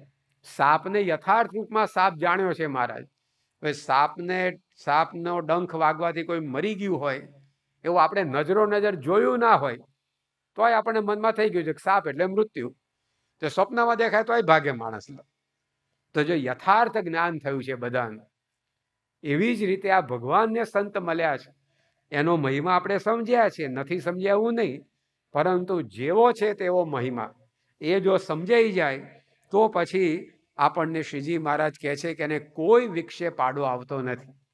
આપણા સંપ્રદાયની અંદર પૂર્વે જે બધા પરમહંસો ભક્તો થઈ ગયા, એના જીવનની અંદર આપણે જોઈએ છીએ કે એમને પોતાને મળ્યા એવા જે ભગવાન, એના વિશેની પ્રતીતિ આવી, એમને એવો મહિમા સમજાયો, તો વિક્ષેપમાં જ જીવન એમનું હતું, છતાં પણ કોઈ વિક્ષેપ એમને નડ્યો નથી. ભાદરા ગામના ડોસા ભગતની વાત સ્વામીની વાતોમાં આવે છે કે એકદમ સામાન્ય પરિસ્થિતિના હરિભક્ત હતા. સામાન્ય એટલે આમાંથી કોઈની પણ ન હોય એવી દુર્બળ પરિસ્થિતિ એની હતી. 365 દિવસ 2 જ પ્રકારની આઈટમ જમવામાં હોય એમને, સૂકો રોટલો અને છાશ, ત્રીજી વસ્તુ જ આવે એની ખાવા. દિવાળી દાડે આ ખાવાનું, હોળી દાડે આ ખાવાનું, દશેરા દાડે આ ખાવાનું. તો આવી પ્રકારના ડોસા ભગત, સાવ કંગાલ પરિસ્થિતિ, અને રોટલો પણ એવો જોરદાર, તમે મોઢા મૂકો તો દાંત તૂટ્યો રોટલો તૂટે નક્કી કરવું અઘરું પડે તમને, એવો સૂકો રોટલો જમવાનો. અને છાશે એવી સર્વોપરી, એક સબડકો મારો 33 કરોડ રૂવાડા ઉભા થઈ જાય તમારા, બધા એન્ટેના અધ્ધર. તો આવી ખાટી બળહ જેવી છાશ અને રોટલો, આ બે જમવાનું કાયમ માટેનું મેનુ, એમનું ફિક્સ મેનુ. આપણે તો રોજે રોજ મેનુ બદલાય અહીંયા. તમે બધા સુખ્યા છો, પહેલા ભોજન ને પછી ભજન. મહારાષ્ટ્રમાં કહેવત છે ને, પ્રથમ પોટોબા નંતર વિટોબા, પહેલા પેટ પૂજા ને પછી ઠેઠ પૂજા. તો ભોજન વગર ભજનનું સુખ ન આવે. તો અહીંયા કોઠારી સ્વાઈન, ભંડારી સ્વાઈન, બધા સંતો કાર્યકરો બધા પહેલા જમાડે છે આપણને, અને પછી ભજનનું સુખ. પરંતુ આપણે ભોજનમાં બધું મેનુ બદલાય, પહેલા દાડે તો એ બીજા દાડે રિપીટ નથી થયું, ગઈકાલે તો આજે નહીં, આજે હશે કાલે નહીં હોય, કાલે હશે પાછું પરમદાડ નહીં હોય. પરંતુ આ ડોસા ભગતને તો ફિક્સ મેનુ, રોટલો ને છાશ, અને એ રોટલો એ આવો ને છાશ એવી પાછી. અને આવી રીતે જમતા હતા. અને એકવાર કોઈક ધનાઢ્ય માણસ ત્યાંથી પસાર થયો, અને એમણે આ ડોસા ભગતને આવું જમતા જોયા. તો સહેજે એમણે કહ્યું કે આ ડોસા ભગત, આ શું લુખું સુખું ખાવશો કે? ત્યારે ડોસા ભગત કેફથી બોલ્યા કે લુખું ખાય હરામ ખાય કે, અમે તો શ્રીજી મહારાજને સંભાળીને જમીએ છીએ, લુખું તો દુનિયા ખાય છે કે. જે આમ કેફથી જવાબ આપ્યો તો પેલા પૈસાદારને થયું કે હું રોજ 5 પકવાન ટટકારું છું, તો આવો કેફ મને આવતો નથી કે. અને આના સૂકા રોટલામાં શેનો આનંદ છે? પણ જો આ ભગવાનના મહિમાનો આનંદ. પ્રશ્નો તો હતા એના જીવનમાં, પણ એ પ્રશ્નો બધા પ્રાપ્તિ સામે નજર હતી. તો મહંત સ્વામી કહે છે ને કે પ્રાપ્તિ એ હિમાલય જેવી છે, અને આપણા પ્રશ્નો છે ને ઢેફા જેવા છે. તો હિમાલયની સામે નજર હતી, પ્રશ્ન માત્ર નજરમાં આવ્યા નહીં. તો આપણે જ્યારે ભગવાનને સંતની સામે નજર રાખીએ ત્યારે કોઈ વિક્ષેપ આપણને નડતો નથી. આપણું મોઢું સૂર્ય સામે હોય ને તો પડછાયો આપણી પાછળ જ રહે, પણ સૂર્ય સામેથી આપણે મોઢું ફેરવીએ એટલે પડછાયો આગળ આવીને ઊભો રહે. એમ દુઃખના પડછાયા જ્યાં સુધી ભગવાનને સંતની સામે આપણી નજર હોય ત્યાં સુધી આપણી પાછળ જ રહે. એ આપણને પજવી ન શકે, પરંતુ એની સામેથી આપણી નજર હટે ત્યારે આપણા જીવનની અંદર પ્રશ્નો આપણને પીડે છે. એ મહિમા આપણને પ્રાપ્તિનો જો સમજાય. ડૉક્ટર સ્વામી ઘણી વાર દ્રષ્ટાંત આપે છે કે કોઈક વિદ્યાર્થી હોય, એણે 12મા ધોરણની પરીક્ષા આપી હોય, પણ એ વિદ્યાર્થી સાવ કંગાલ દુર્બળ પરિસ્થિતિનો હોય, ઝૂંપડામાં રહેતો હોય, એ ઝૂંપડામાં લાઇટનું કનેક્શન એ ના હોય, એટલે સ્ટ્રીટ લાઇટના અજવાળે બેસીને વાંચતો હોય. આવી રીતે એણે પરીક્ષા આપી હોય. એના ઝૂંપડામાં પાથરવા શેતરંજી તો શું, કોથળોય ના હોય. એણે જે શર્ટ પેન્ટ ચડ્ડી વગેરે પહેર્યા હોય એમાંય બે પાંચ થીગડા હોય. 2 દિવસથી એ ભૂખ્યો હોય, જમવાનું મળ્યું ના હોય.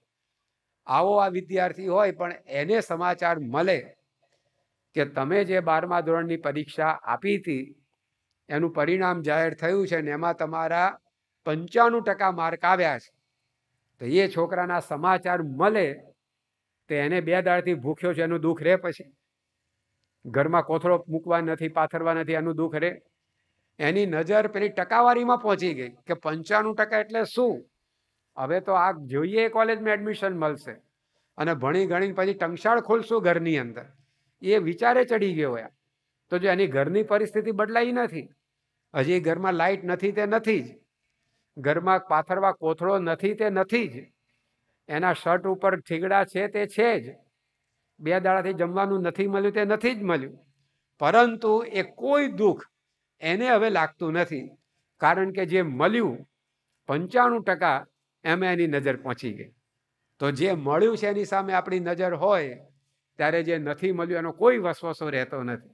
તો આપણને શ્રીજી મહારાજ અહીંયા એ જ સમજાવે છે કે આપણા જીવનની અંદર આ જે ભગવાન આપણને મળ્યા છે, જે સંત આપણને મળ્યા, એનો મહિમા આપણને જેટલો સમજાય એટલું આપણા જીવનની અંદર એ પ્રશ્નો, દુઃખ, વિક્ષેપો બધા ટળતા હોય છે.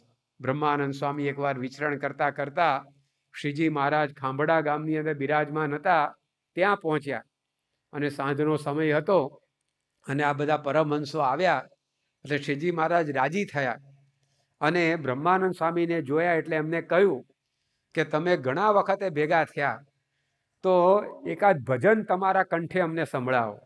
કારણ કે બ્રહ્માનંદ સ્વામી તો સરસ ગાયક હતા, સારા કીર્તનો પણ બનાવતા, એટલે મહારાજ એમને કહ્યું કે તમારા કંઠે કીર્તન અમને સંભળાવો. અને એ વખતે બ્રહ્માનંદ સ્વામી એમની બાજુમાં કોઈક સેવક બેઠા હશે, એમને કહ્યું કે ભાઈ કોઈ દેખતા હોય તો મારી સિતાર લાવો, આપણે શ્રીજી મહારાજને ભજન સંભળાવીએ. તો આમ બોલ્યા એટલે મહારાજે કહ્યું કે કેમ તમે ભાળતા નથી, બીજાની પાસે સિતાર મંગાવો છો?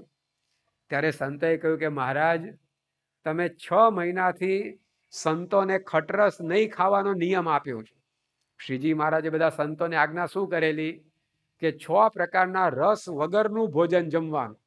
આપણે જે ભોજન જમીએ છીએ એમાં 6 પ્રકારના રસ હોય છે, કાં ખાટું હોય, કાં ખારું હોય, કાં તીખું હોય, કાં કડવું હોય, કાં ગળ્યું હોય, કાં તુરું હોય. આ 6 પ્રકારના રસ એ ભોજનમાં રહ્યા છે. એ રસ વગરનું સંતોએ જમવાનું.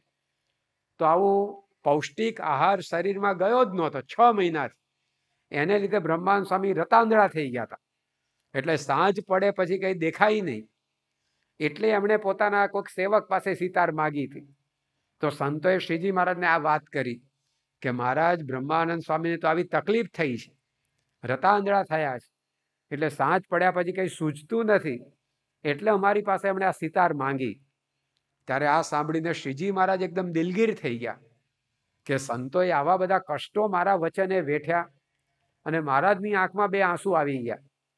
એ ખબર બ્રહ્માનંદ સ્વામીને પડી.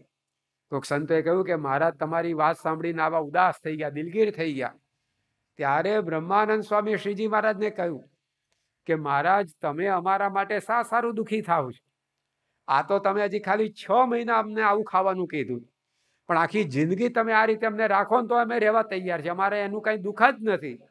અને તમે અમને મળ્યા એટલે અમારા અંતરમાં તો 24 કલાક આનંદ આનંદ ને આનંદ છે એમ કહીને બ્રહ્માનંદ સ્વામીએ ત્યાં ને ત્યાં કીર્તન બનાવ્યું કે રાજ મારે દિન દિન દિવાળી, વાલા મળતા તમને વનમાળી.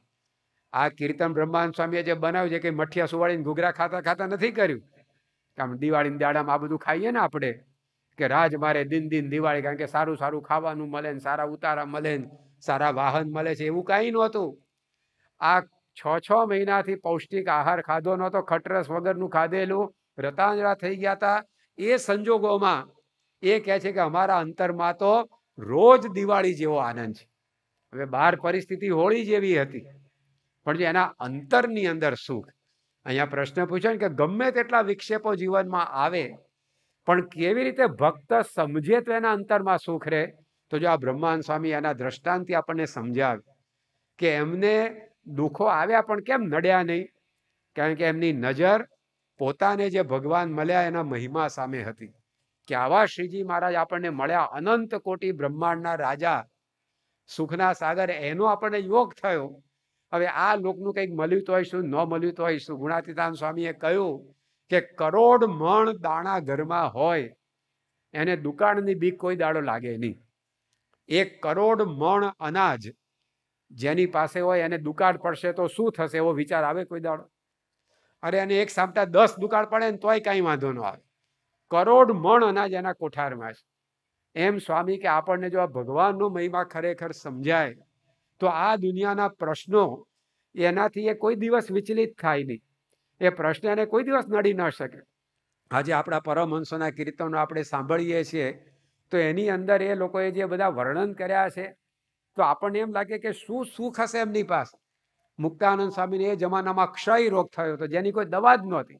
જેને ક્ષય રોગ થાય એનો ક્ષય જ થાય, પછી એનો નાશ જ પામે, એવી પ્રકારનો રોગ હતો. પણ એવા રોગની વચ્ચે રહીને મુક્તાનંદ સ્વામી કીર્તનમાં લખે છે કે આજ અમૃત તણા મેહુલા વરસિયા, ભવ તણી ભાવટ આજ ભાંગી, આજ મુક્તાનંદ અધિક સુખ ઉપજ્યું, શ્યામ સંગ દ્રઢ લગ્ની લાગી. હવે આવો અસાધ્ય રોગ શરીરમાં વ્યાપ્યો, તેમ છતાં મુક્તાનંદ સ્વામીને એમ લાગે છે કે અમૃતનો વરસાદ થાય છે. આજ અમૃત તણા મેહુલા વરસ્યા.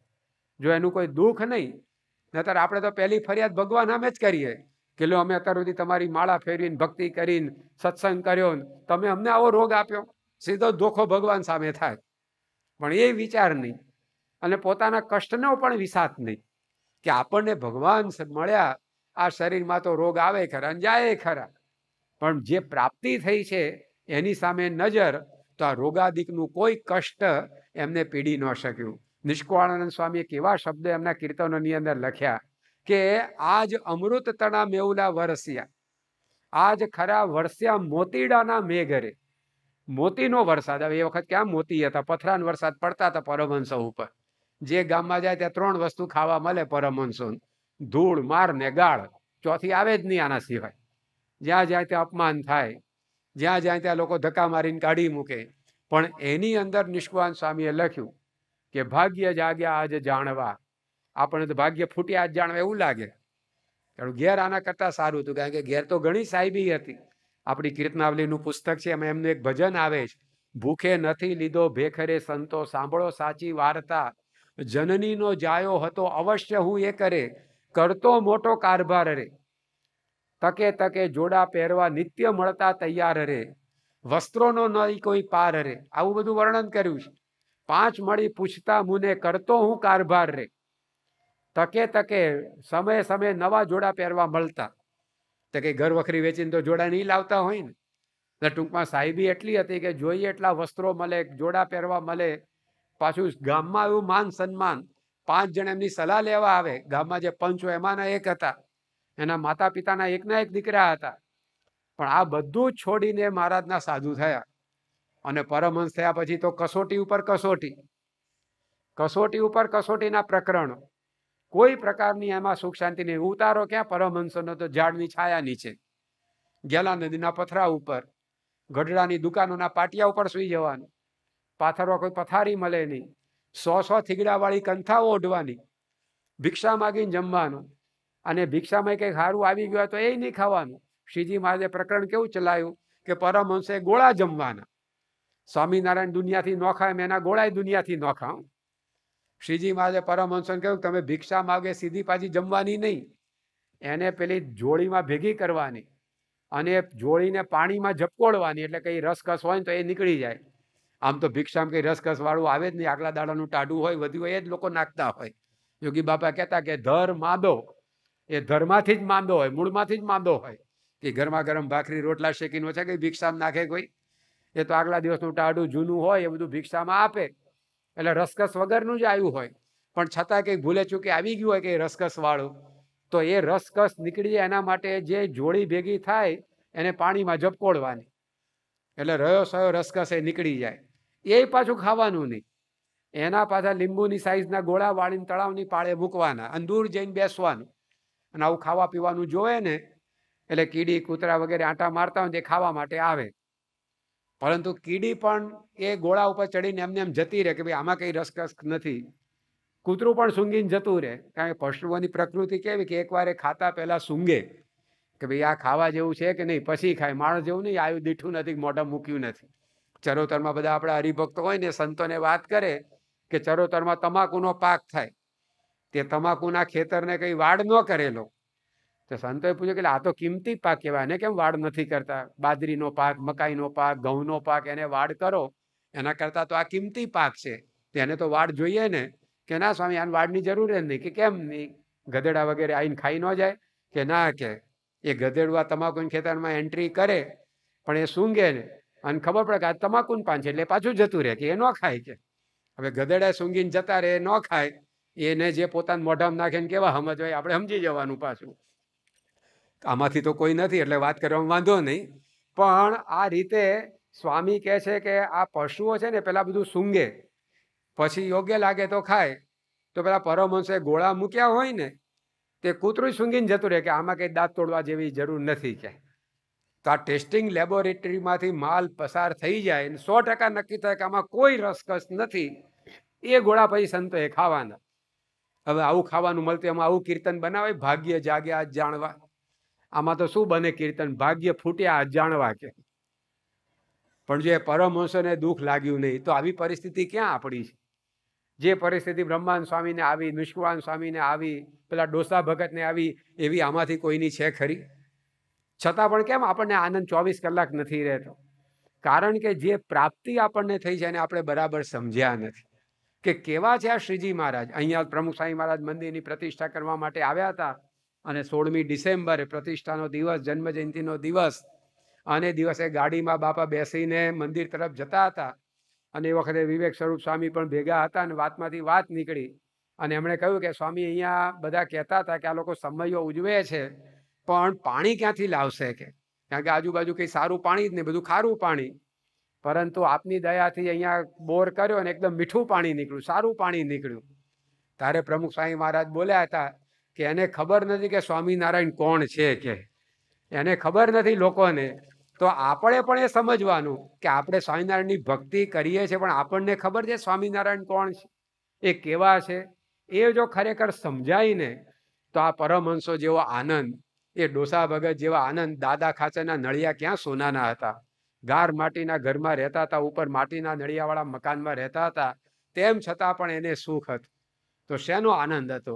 સારા મકાનનો, સારી સગવડોનો કશું નહોતું એવું તો.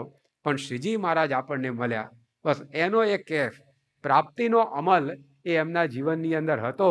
તો આપણને શ્રીજી મહારાજ એ સમજાવે છે કે આ પ્રાપ્તિ જો આપણને ખરી સમજાઈ જાય એટલે મહંત સ્વામી મહારાજ કહે છે કે રોજ સત્સંગીએ 15 મિનિટ આજે આપણને પ્રાપ્તિ ભગવાનને સંતને થઈ જાય એનો વિચાર કરવું. કારણ કે સમજાય નહીં નહીતર.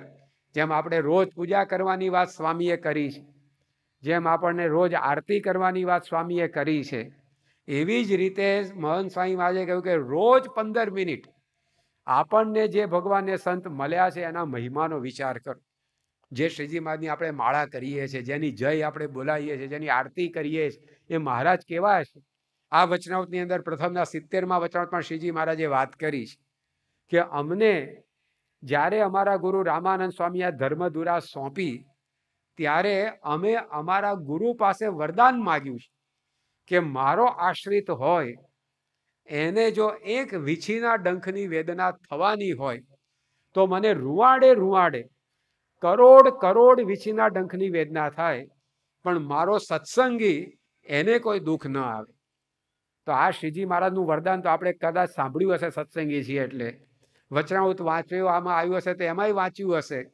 પરંતુ આપણે વિચાર કરીએ, જો આ કેવું પ્રાપ્તિનો વિચાર કરવા, ખાલી સાંભળ્યું એટલું પૂરતું નથી. આ વિચાર કહેતા આપણને ખબર પડે કે મહારાજને આપણા માટે કેવી લાગણી છે. આજે ધારો કે આ પૃથ્વી ઉપર 8 અબજની વસ્તી છે.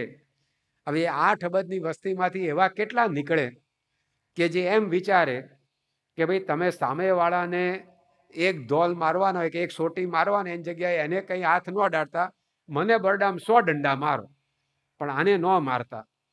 આવું આપણા માટે વિચારનારા કેટલા? તો કોઈ ન નીકળે એવું નથી, કંઈ પૃથ્વી ઉપરથી પુણ્ય પરવારી નથી ગયું, થોડા એવા પરગજુ માણસો નીકળે. પણ હવે તર્ક આગળ દોડાવો.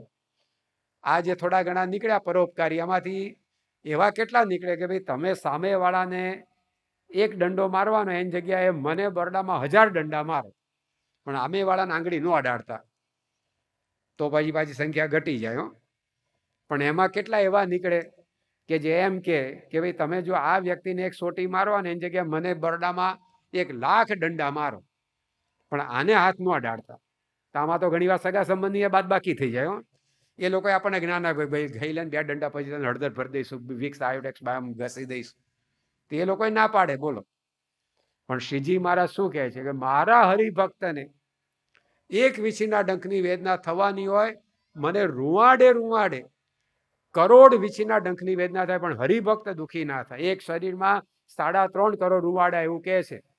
તો 3.5 કરોડ ગુણ્યા 1 કરોડ, આ તો કેલ્ક્યુલેટરની એ બહારની ગણતરી થઈ. હવે તો 3.5 કરોડ ગુણ્યા 1 કરોડ એટલું દુઃખ શ્રીજી મહારાજ કે હું ભોગવી લઈશ પણ મારો હરિભક્ત દુઃખી થવો જોઈએ નહીં. દુનિયામાં લઈ આવો આવી લાગણી આપણા માટે કોઈને હોય તો એ શ્રીજી મહારાજનું આપણે ભજન કરીએ, એની આપણને પ્રાપ્તિ થઈ.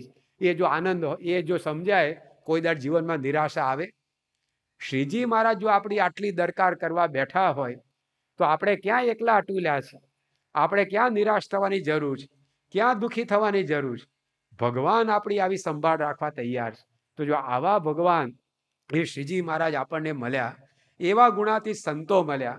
એકવાર શાસ્ત્રીજી મહારાજ સન 1919ના વર્ષે વિક્રમ સંવત 1975માં બોચાસણની અંદર ચૈત્રી પૂનમનો સમયો કરવા પધારેલા.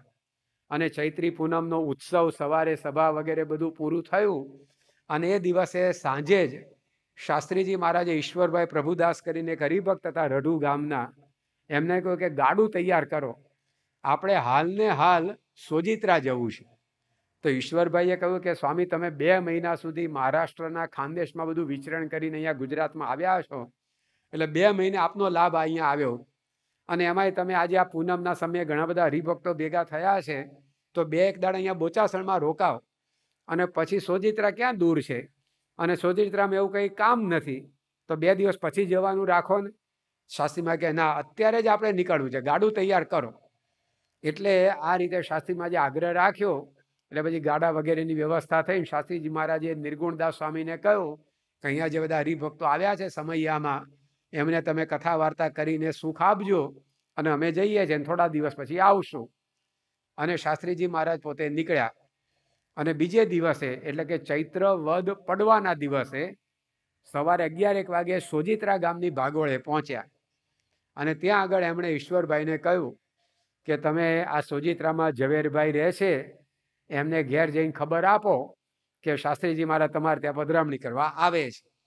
તારા ઈશ્વરભાઈએ કહ્યું કે સ્વામી અત્યારે આપણે એમના ઘેર જઈશું તો એ ઝવેરભાઈ ને મગનભાઈ પુરુષોત્તમ બધા હરિભક્તો છે ગામના, એ આપણને જમ્યા વગર જવા નહીં દે, કારણ કે 11 વાગ્યા છે અને 12-12:30 તો આપણે જમવાનું થાય એટલે આપણને જમ્યા વગર નહીં જવા દે. તો શાસ્ત્રીમાં કે ના, આપણે તો કે અહીંયા વિશેષ કામ નથી, આપણે તો ખાલી ઝવેરભાઈને ઘેર પધરામણી કરીને આપણે જમવાનું તો ડભોવ રાખીશું, પણ અત્યારે તમે જઈને ઘેર સમાચાર આપો. હવે જેના ઘેર શાસ્ત્રીજી મહારાજ જવાની વાત કરતા હતા એ ઝવેરભાઈ વિઠ્ઠલભાઈ, એ પોતે દ્રઢ સત્સંગી શાસ્ત્રીજી મહારાજના, એટલું નહીં પણ એ પ્રખર જ્યોતિષી હતા અને એમણે જીવન પર્યંત જે કંઈ પણ આગાહી કરેલી, જે કંઈ પણ ભવિષ્યવાણી ભાખેલી એ ક્યારેય પણ ખોટી પડી નહોતી. તો એ ઝવેરભાઈએ પોતે પોતાના ધામગમનની સમય ને તારીખ પણ જણાવી દીધેલી અને એમણે પોતાના સંબંધીઓને કહ્યું કે ચૈત્ર સુદ 14ના દિવસે સાંજે મારો દેહ પડી જશે, એટલે કે મારું અવસાન થવાનું છે, હું ધામમાં જવાનું છું, એટલે તમારે બધાને જો મને મળવું હોય તો ચૈત્ર સુદ 14 સાંજ સુધીમાં આવી જજો. હવે આ ઝવેરભાઈની એકેય ભવિષ્યવાણી ખોટી પડી નહોતી એટલે એમના બધા સગાવાલા આડોશી પાડોશી બધા ચૈત્ર સુદ 14ની હાજી એમના ઘેર ભેગા થઈ ગયા કે હમણાં ઝવેરભાઈ ઉપડે સમજો, હમણાં ઉપડ્યા સમજો. પણ ચૈત્ર સુદ 14નો દાડો પૂરો થઈ ગયો અને ઝવેરભાઈ તો એમને એમ જ રહ્યા, એમનું કાંઈ મૃત્યુ ન થયું. પછી બીજો દિવસ ચૈત્ર સુદ પૂનમ, એ પૂનમનો આખો દાડો પૂરો થઈ ગયો.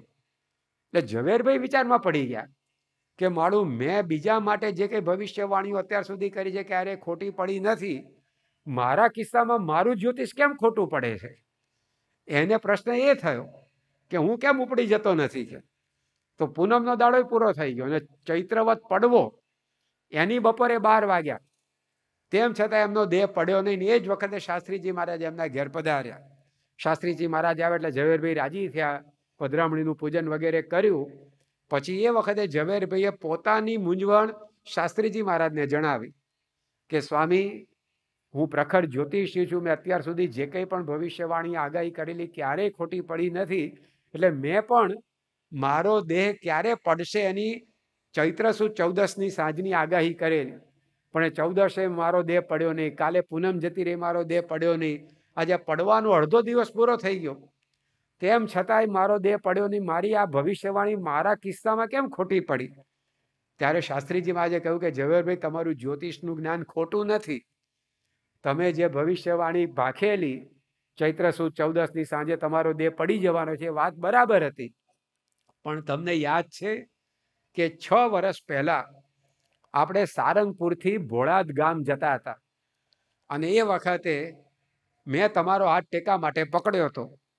અને એ વખતે તમે મને કહેલું કે સ્વામી, જ્યારે મારો અંતકાળ આવે ત્યારે આ રીતે અત્યારે જેમ તમે મારો હાથ પકડ્યો છે એ રીતે તમે મને પ્રત્યક્ષ દર્શન આપી અને મારો હાથ પકડી અને મને ધામમાં લઈ જજો.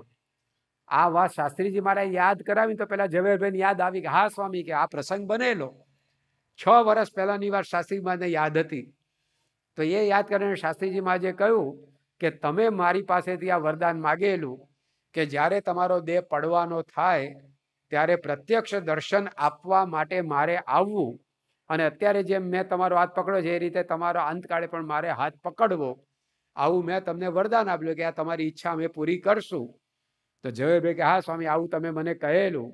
ત્યારે શાસ્ત્રીજી મહારાજ બોલ્યા કે તમારો દેહ તો ચૈત્ર સુદ 14ની સાંજે તમે કહ્યું એ પ્રમાણે પડવાનો જ હતો, પણ મારે બીજે દાડે ચૈત્ર સુદ પૂનમે બોચાસણમાં સમયો કરવાનો હતો, એટલે હું અહીંયા આવી શકું એમ નહોતો. એટલે તમારા માટે 2 દિવસ મેં કાળને પાછો ઠેલ્યો અને આજે હું તમને દર્શન આપીને તેડવા માટે આવ્યો છું. અને આમ શાસ્ત્રી મહારાજે કહ્યું અને ઝવેરભાઈનો દેહ પડ્યો. તો જો કેવા ભગવાને સંત આપણને મળ્યા છે કે જે અંતકાળે આપણું કાંડું પકડી અને ભગવાનના ખોળાની અંદર બેસાડી દે. તો આવો જો મહિમા એ પ્રાપ્તિનો આપણને સમજાય તો સ્વામી કે ક્યારેય પણ એ દીનપણું મનાય જ નહીં. કોઈ પ્રકારનો વિક્ષેપ આપણા અંતરની અંદર એ આડો આવે જ નહીં. બહાર તો બધી પરિસ્થિતિ સાધારણ રહે, સુધરે બગડે, બધું ચાલ્યા કરે દુનિયાના ક્રમ પ્રમાણે, પણ આવા ભક્તને અંતરની અંદર એ અખંડ સુખ શાંતિ રહે. એને અંતરની અંદર કોઈ વિક્ષેપ ના આવે, એને ભજનનો આનંદ વર્તે. એકવાર શ્રીજી મહારાજ કારિયાણી ગામમાં પધારેલા અને ત્યાં બધા ઘરોઘર પધરામણી કરતા હતા. એમાં એક ઘરની અંદર એક બાઈ હતી, એ એનો નાનો છોકરો એને સ્વામિનારાયણ બોલતા શીખવાડતી હતી. એટલે એ પેલા છોકરાને બોલાવે કે બોલ બેટા સ્વામિનારાયણ, પણ છોકરો નાનો અને સ્વામિનારાયણ નામ એક તો જોડાક્ષરથી શરૂ થાય ને 6 અક્ષરનું નામ, તો પેલા બાળકને બોલવું અઘરું પડે. તેમ છતાં એ માં શ્રદ્ધાથી એ સ્વામિનારાયણ નામ બોલતા પેલા પોતાના દીકરાને શીખવાડતી હતી. મારા તો એક ઘેરથી બીજા ઘેર જતા હતા ને વચમાં આ ઘર આવ્યું, અને આ માતા એના બાળકને સ્વામિનારાયણ નામ બોલવાનો પ્રયત્ન કરતી હતી. એ જોઈને મહારાજ ઘડીભર ત્યાં ઊભા રહી ગયા, અને ઘણા પ્રયત્નના અંતે પેલો છોકરો અડધું પડધું સ્વામિનારાયણ નામ બોલ્યો, અને એની માતા જે હરખાઈ ઉઠી, એ નાચવા કૂદવા લાગે કે મારો દીકરો સ્વામિનારાયણ ભણ્યો. કાઠિયાવાડમાં ભણ્યો એટલે બોલ્યો એવું પણ અર્થ થાય કે મારો દીકરો સ્વામિનારાયણ બોલ્યો, મારો દીકરો 4 વેદ ભણી ચૂક્યો, મારો દીકરો પુરાણ ભણી ચૂક્યો, મારો દીકરો ઉપનિષદો ભણી ચૂક્યો, મારો છોકરો સ્વામિનારાયણ બોલતા શીખ્યો. અને આમ એકદમ આનંદમાં આવી ગઈ એ માતા. ત્યારે શ્રીજી મહારાજે સાથે બધા હરિભક્તો હતા એને કહ્યું કે જુઓ આ બાઈને અમારો કેટલો મહિમા છે, અમારા નામનો કેટલો મહિમા છે, કે હજી એનો છોકરો પૂરેપૂરો તો સ્વામિનારાયણ નામ બોલતા શીખ્યો જ નથી, પણ અડધું પડધું સ્વામિનારાયણ નામ બોલ્યો. એમાં આ બાઈને એમ લાગે છે કે મારા છોકરાને હવે કોઈ વેદ ભણવાની જરૂર ન રહી, મારા દીકરાને કોઈ પુરાણને ઉપનિષદો ભણવાની જરૂર ના રહી, આ સ્વામિનારાયણ નામમાં બધું આવી ગયું. તો જો આવો મહિમા હવે એ બાઈ પોતે જ્યારે સ્વામિનારાયણનું ભજન કરતી હશે ત્યારે એને કેટલો આનંદ રહેતો હશે. એ જ્યારે મહારાજની આરતી ઉતારતી હશે ત્યારે એને આનંદ કેટલો વર્તતો હશે. તો જો આ પ્રાપ્તિનો મહિમા આપણને સમજાય તો જીવનની અંદર 24 કલાક એ વ્યક્તિને કેફ વર્તે, એનો એને આનંદ વર્તે. ક્યારેય અધૂરું ના મનાય કે આ મળ્યું ને આ ન મળ્યું તે મળ્યું, કશું એને ગણતરી જ ના રહે. ગુણાતીતાનંદ સ્વામી એમની વાતોમાં લખ્યું કે મહાત્મ્ય જાણ્યાથી દ્રષ્ટિ મોટી થઈ જાય. આજે 40-50 હજાર ફૂટ ઉપર માણસ પહોંચે પછી એને આ રૂંધિયાના ખાડા ટેકરા કઈ નડે? એને કઈ આમ શેઢાઈ ન દેખાય, ખેતરોને કશું દેખાય જ નહીં, બધું સમથળ થઈ જાય. એમ આવી મહાત્મ્યની આપણી મોટી દ્રષ્ટિ થઈ જાય પછી એના અંતરની અંદર એ 24 કલાક એ પ્રકારનો એ આનંદ રહેતો હોય છે. તો શ્રીજી મહારાજે અહીંયા આપણને આ સમજાવ્યું કે ભગવાનના મહાત્મ જ્ઞાનનું અનુસંધાન, પ્રાપ્તિનો વિચાર, કે આવા ગુણાતીત સંત અને સાક્ષાત પૂર્ણ પુરુષોત્તમ પરબ્રહ્મ શ્રીજી મહારાજ એ આપણને મળ્યા છે.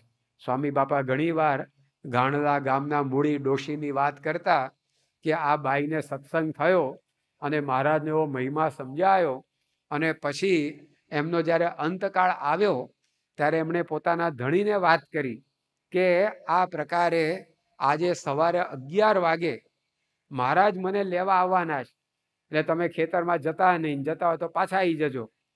ત્યારે પેલા ધણીને વિચાર થયો કે 11 વાગે ધામમાં જવાની વાત કરે છે, પણ હમણાં 8 વાગે નાસ્તામાં તો 2 રોટલા ખાઈ ગઈ. હવે જેને 3 કલાક પછી ધામમાં જવાનું હોય તો એના અન્ન જળ ઉઠી જવા જોઈએ, અને આ 2 રોટલા નાસ્તામાં ખાઈને બેઠી છે, ક્યાંથી ધામમાં જાય કે. એટલે એને કંઈ મનમાં લીધું નહીં અને તો રોજના ક્રમ પ્રમાણે ખેતરમાં ઉપડી ગયો. પણ 10:30 જેવો ટાઈમ થયો એટલે એને વિચાર આવ્યો કે મારું બાઈ છે ભક્તાણી અને મહારાજની ભક્તિ નિરંતર કર્યા કરે છે ને એ કહે છે કે મહારાજ ધામમાં લેવા આવવાના છે, તો મારું ઉપડી જાય તો. એટલે લાવન છેલ્લે છેલ્લે મોઢે થઈ આવીએ. એટલે ખેતરમાંથી એ ઘેર આવ્યો.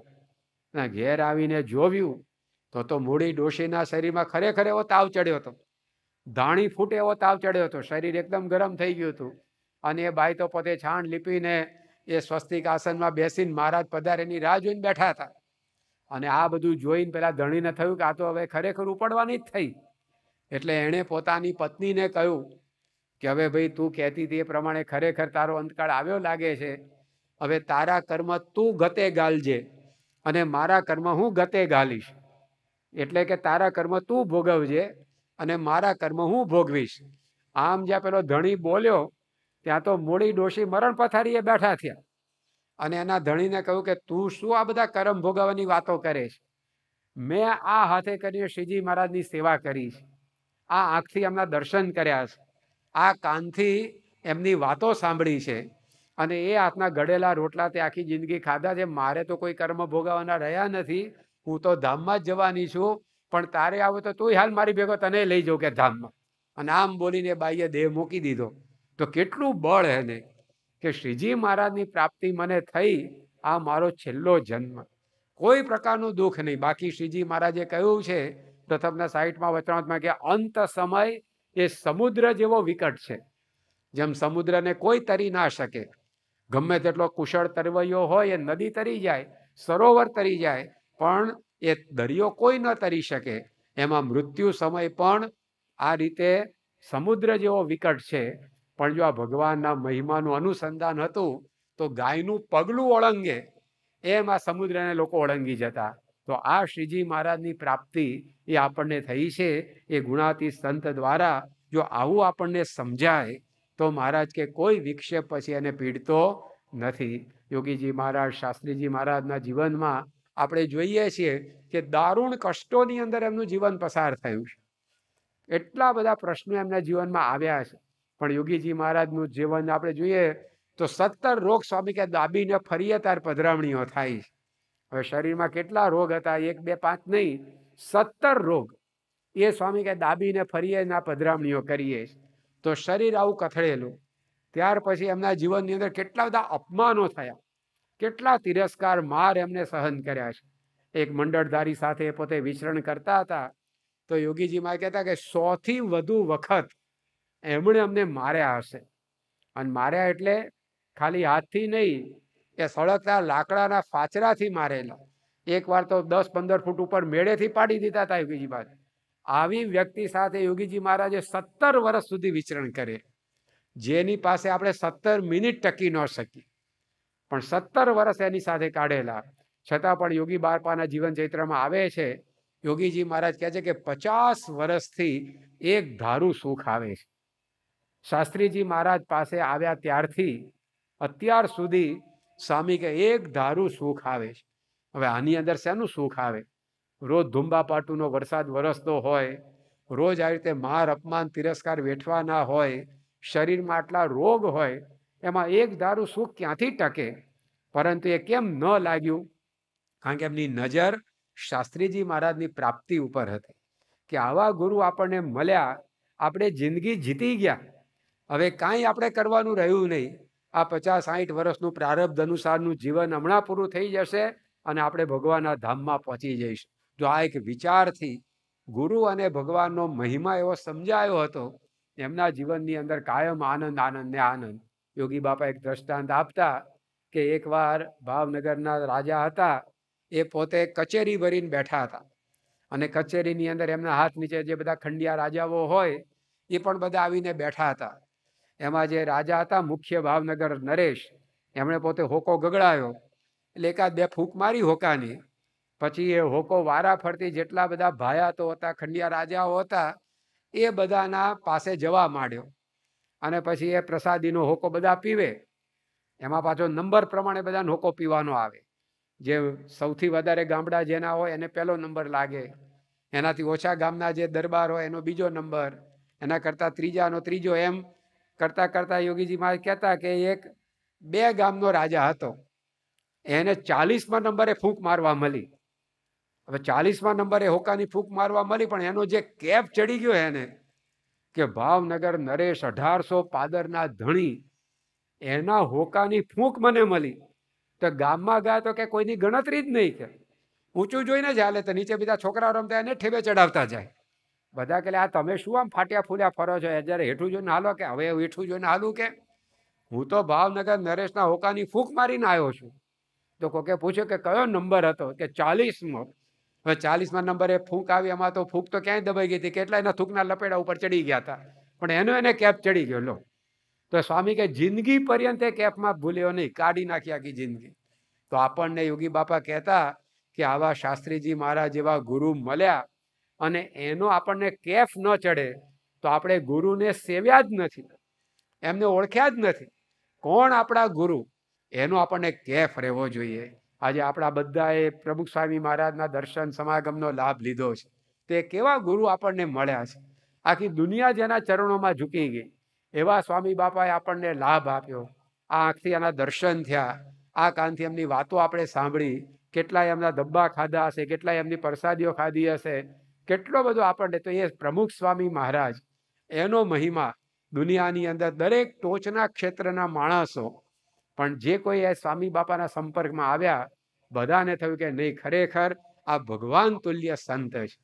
આ સંતની અંદર એ ભગવાન સાક્ષાત વસે. 1985ની અંદર લંડનમાં 1 મહિનાનો ઉત્સવ પ્રમુખ સ્વામી મહારાજે ઉજવેલો, કલ્ચરલ ફેસ્ટિવલ ઓફ ઇન્ડિયા, ભારતીય સાંસ્કૃતિક મહોત્સવ, ભારતનું ગૌરવ, ભારત શું છે એની ઝાંખી ઇંગ્લેન્ડ વાસીઓને થાય, એના માટેનો આખો 1 મહિનાનો ઉત્સવ હતો. હમણાં જેમ પ્રમુખ સ્વામી મહારાજની શતાબ્દી આખું નગર આપણે જોયું, 1 મહિના સુધી ચાલ્યું, તો એવું ને એવું સ્વામિનારાયણ નગર ત્યાં તૈયાર કરેલ અને ઘણા બધા લોકો એને જોવા માટે આવતા.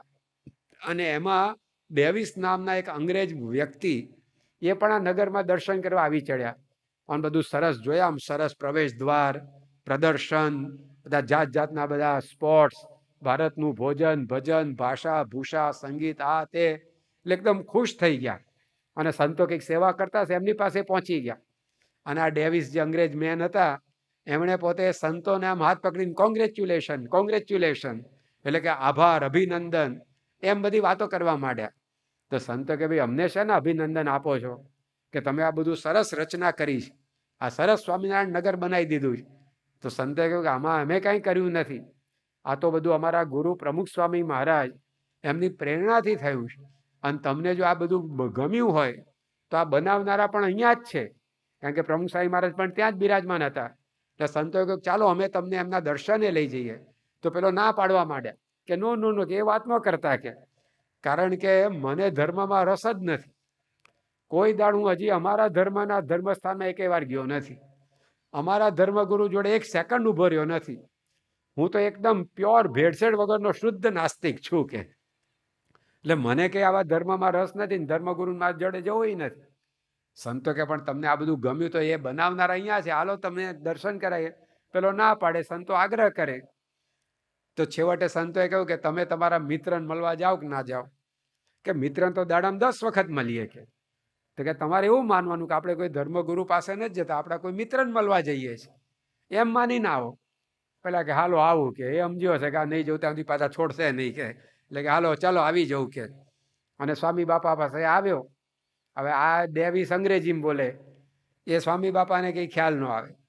સ્વામી બાપા ગુજરાતી બોલે, એ ડેવિસ નું સમજે. એટલે વચ્ચે દુભાષા દ્વારા વાતચીત કરવી પડે. એમાં 5-1 મિનિટ વાર્તાલાપ ચાલ્યો. એમાં કોઈ શાસ્ત્રની ગહન વાતો કે કોઈ અધ્યાત્મની ધર્મની વાતો ને એવું કશું નહીં. શું નામ છે ને ક્યાં રહો છો ને શું કરો છો ને આવી બધી ઔપચારિક વાતો એ સ્વામી બાપા સાથે ડેવિસને થઈ. પણ જેવો પ્રમુખ સ્વામી મહારાજને મળીને બહાર નીકળ્યો, ત્યાં એણે સંતોને વાત કરી કે આ તમારા ગુરુને મળ્યા પહેલા હું સંપૂર્ણ નાસ્તિક હતો, પણ એમને મળ્યા પછી એવું લાગે છે કે ભગવાનને આવીને જો આ પૃથ્વી ઉપર રહેવું હોય તો એમને રહેવા માટે આ પ્રમુખ સ્વામી મહારાજ એવું પવિત્ર પાત્ર બીજું કોઈ મળશે નહીં. તો જો એક નાસ્તિકનો સરદાર જેવો માણસ, પણ એને પણ આ અનુભવ થાય કે આ સંતમાં ભગવાન છે. તો આવા ગુરુ કે જે ભગવાનનું સાક્ષાત સ્વરૂપ એની આપણને પ્રાપ્તિ થઈ છે, એ આપણને મળ્યા છે. આ તો નાસ્તિકની વાત કરી, પણ જેણે વર્ષો ધર્મના માર્ગે, સાધનાના માર્ગે, અધ્યાત્મના માર્ગે કાઢ્યા હોય એને પણ આ જ અનુભવ થાય. દિવ્ય જીવન સંઘ નામની એક વિશ્વવ્યાપી સંસ્થા છે, એનું ઋષિકેશની અંદર મોટું સત્સંગ કેન્દ્ર છે. એના એક સમયના અધ્યક્ષ હતા પૂજ્ય ચિદાનંદ સરસ્વતીજી. એમણે પોતે પ્રમુખ સ્વામી મહારાજ જ્યારે એમના ઉત્સવની અંદર પધાર્યા 1987ની અંદર, ત્યારે વાત કરેલી કે આજે સ્વામીજી આપણા આશ્રમની અંદર આવ્યા છે તો આ કેવી ઘટના બની છે. તેમણે પોતાના અનુયાયીઓ બીજા બધા ભાવિકો બધા બેઠા હતા, એમને ઉદ્દેશીને વાત કરેલી કે in the presence of Pramukh Swami Maharaj resides all the holy rivers Ganga, Yamuna and Saraswati. કે આજે આવા પ્રમુખ સ્વામી મહારાજના સાનિધ્યમાં આપણે બેઠા છે તો તમે માની લો કે આપણા આશ્રમની અંદર ગંગા, યમુના, સરસ્વતી વગેરે બધી પવિત્ર નદીઓ આવી ગઈ. In the presence of Pramukh Swami Maharaj resides all the pilgrimage places Badrinath, Kedarnath and Dwarika. આવા સંત આપણા ત્યાં પધાર્યા તો તમે માની લેજો કે બદ્રીનાથ, કેદારનાથ, દ્વારકા વગેરે બધા પવિત્ર તીર્થો એ આજે આપણે ત્યાં આવી ગયા. In seeing saints like Pramukh Swami Maharaj one has seen the lord. આજે તમને આ પ્રમુખ સ્વામી મહારાજના દર્શન થાય છે તો તમે સમજજો કે તમે સાક્ષાત ભગવાનના દર્શન કરી રહ્યા છો. અને એમણે વાત કરી કે જેમ કાળો કોટ જોઈએ અને આપણને વકીલ યાદ આવે, જેમ આપણે સ્ટેથોસ્કોપ જોઈએ અને આપણને ડૉક્ટર યાદ આવે, એમ પ્રમુખ સ્વામી મહારાજને જોઈએ અને આપણને ભગવાન યાદ આવ્યા વિના ન રહે, એવા એ સંત છે. તો જે એક નાસ્તિકને અનુભવ, એક ધર્મગુરુને અનુભવ, આ બે અંતિમો છે, પણ બંનેનો અનુભવ એક સરખો. ગોળ છે એ નાસ્તિક ખાય કે ધાર્મિક ખાય, બેયને ગળ્યો લાગે, કારણ કે ગોળમાં ગળપણ સ્વાભાવિક છે, ઇન્જેક્શન મારીને દાખલ કરેલું નથી.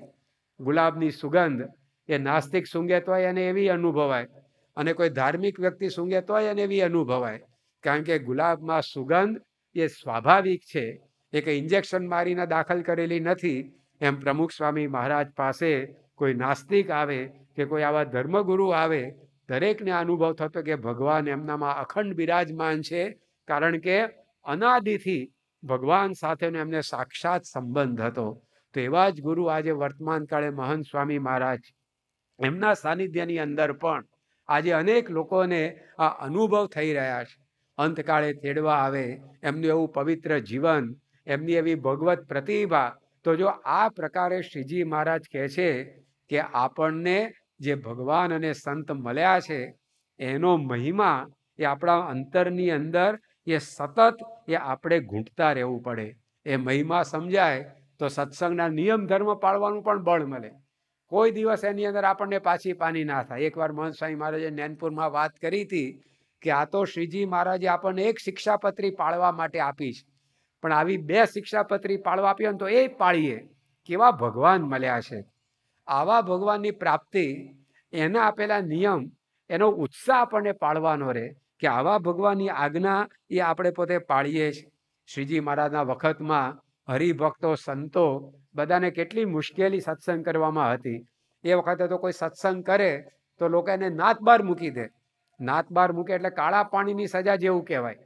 રહેવાનું ગામમાં પણ એની સાથે કોઈ વ્યવહાર જ ન કરે. એના ચૂલામાં દેવતા લોહી જાય તો કોઈ દેવતા આપે નહીં, ઘરમાં મીઠું ખૂટી જાય તો કોઈ મીઠું આપે નહીં, એના દીકરા દીકરી સાથે કોઈ લગ્ન સંબંધ બાંધે નહીં, તો હવે કાળા પાણીની સજા જેવું કહેવાય.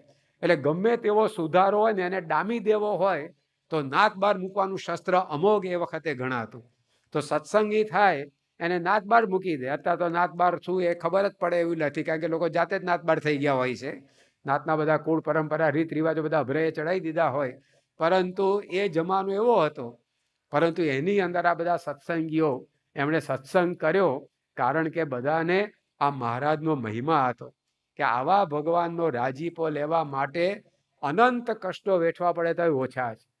એક શિર કે વાસ્તે ક્યું ડરત હે ગમાર, 100 માથા જાતા સોંગા છોગાળા. 100 માથા આપી દઈએ તો ન મળે એવા ભગવાન આપણને મળ્યા છે. તો જો નિયમ ધર્મ પાળવાનું એ આપણને એવું બળ મળે, આપણે સત્સંગને ટકાવી શકીએ. નહીતર વાતની અંદર વાંકું પડીને ઘણી વાર સત્સંગ મૂકીને જતો રહે માણસ. સત્સંગ આવો અમૂલ્ય મળ્યો છે, પણ જો આ મહિમા ના સમજાયો હોય તો સહેજ કંઈક સંકલ્પ પૂરો ના થાય એમાં કે સત્સંગ સદ્યો નહીં. એકવાર ગુણાતીતાનંદ સ્વામી પાસે એક જણ કંઠી પાછી આપવા આવ્યો. સ્વામી કહ્યું કેમ?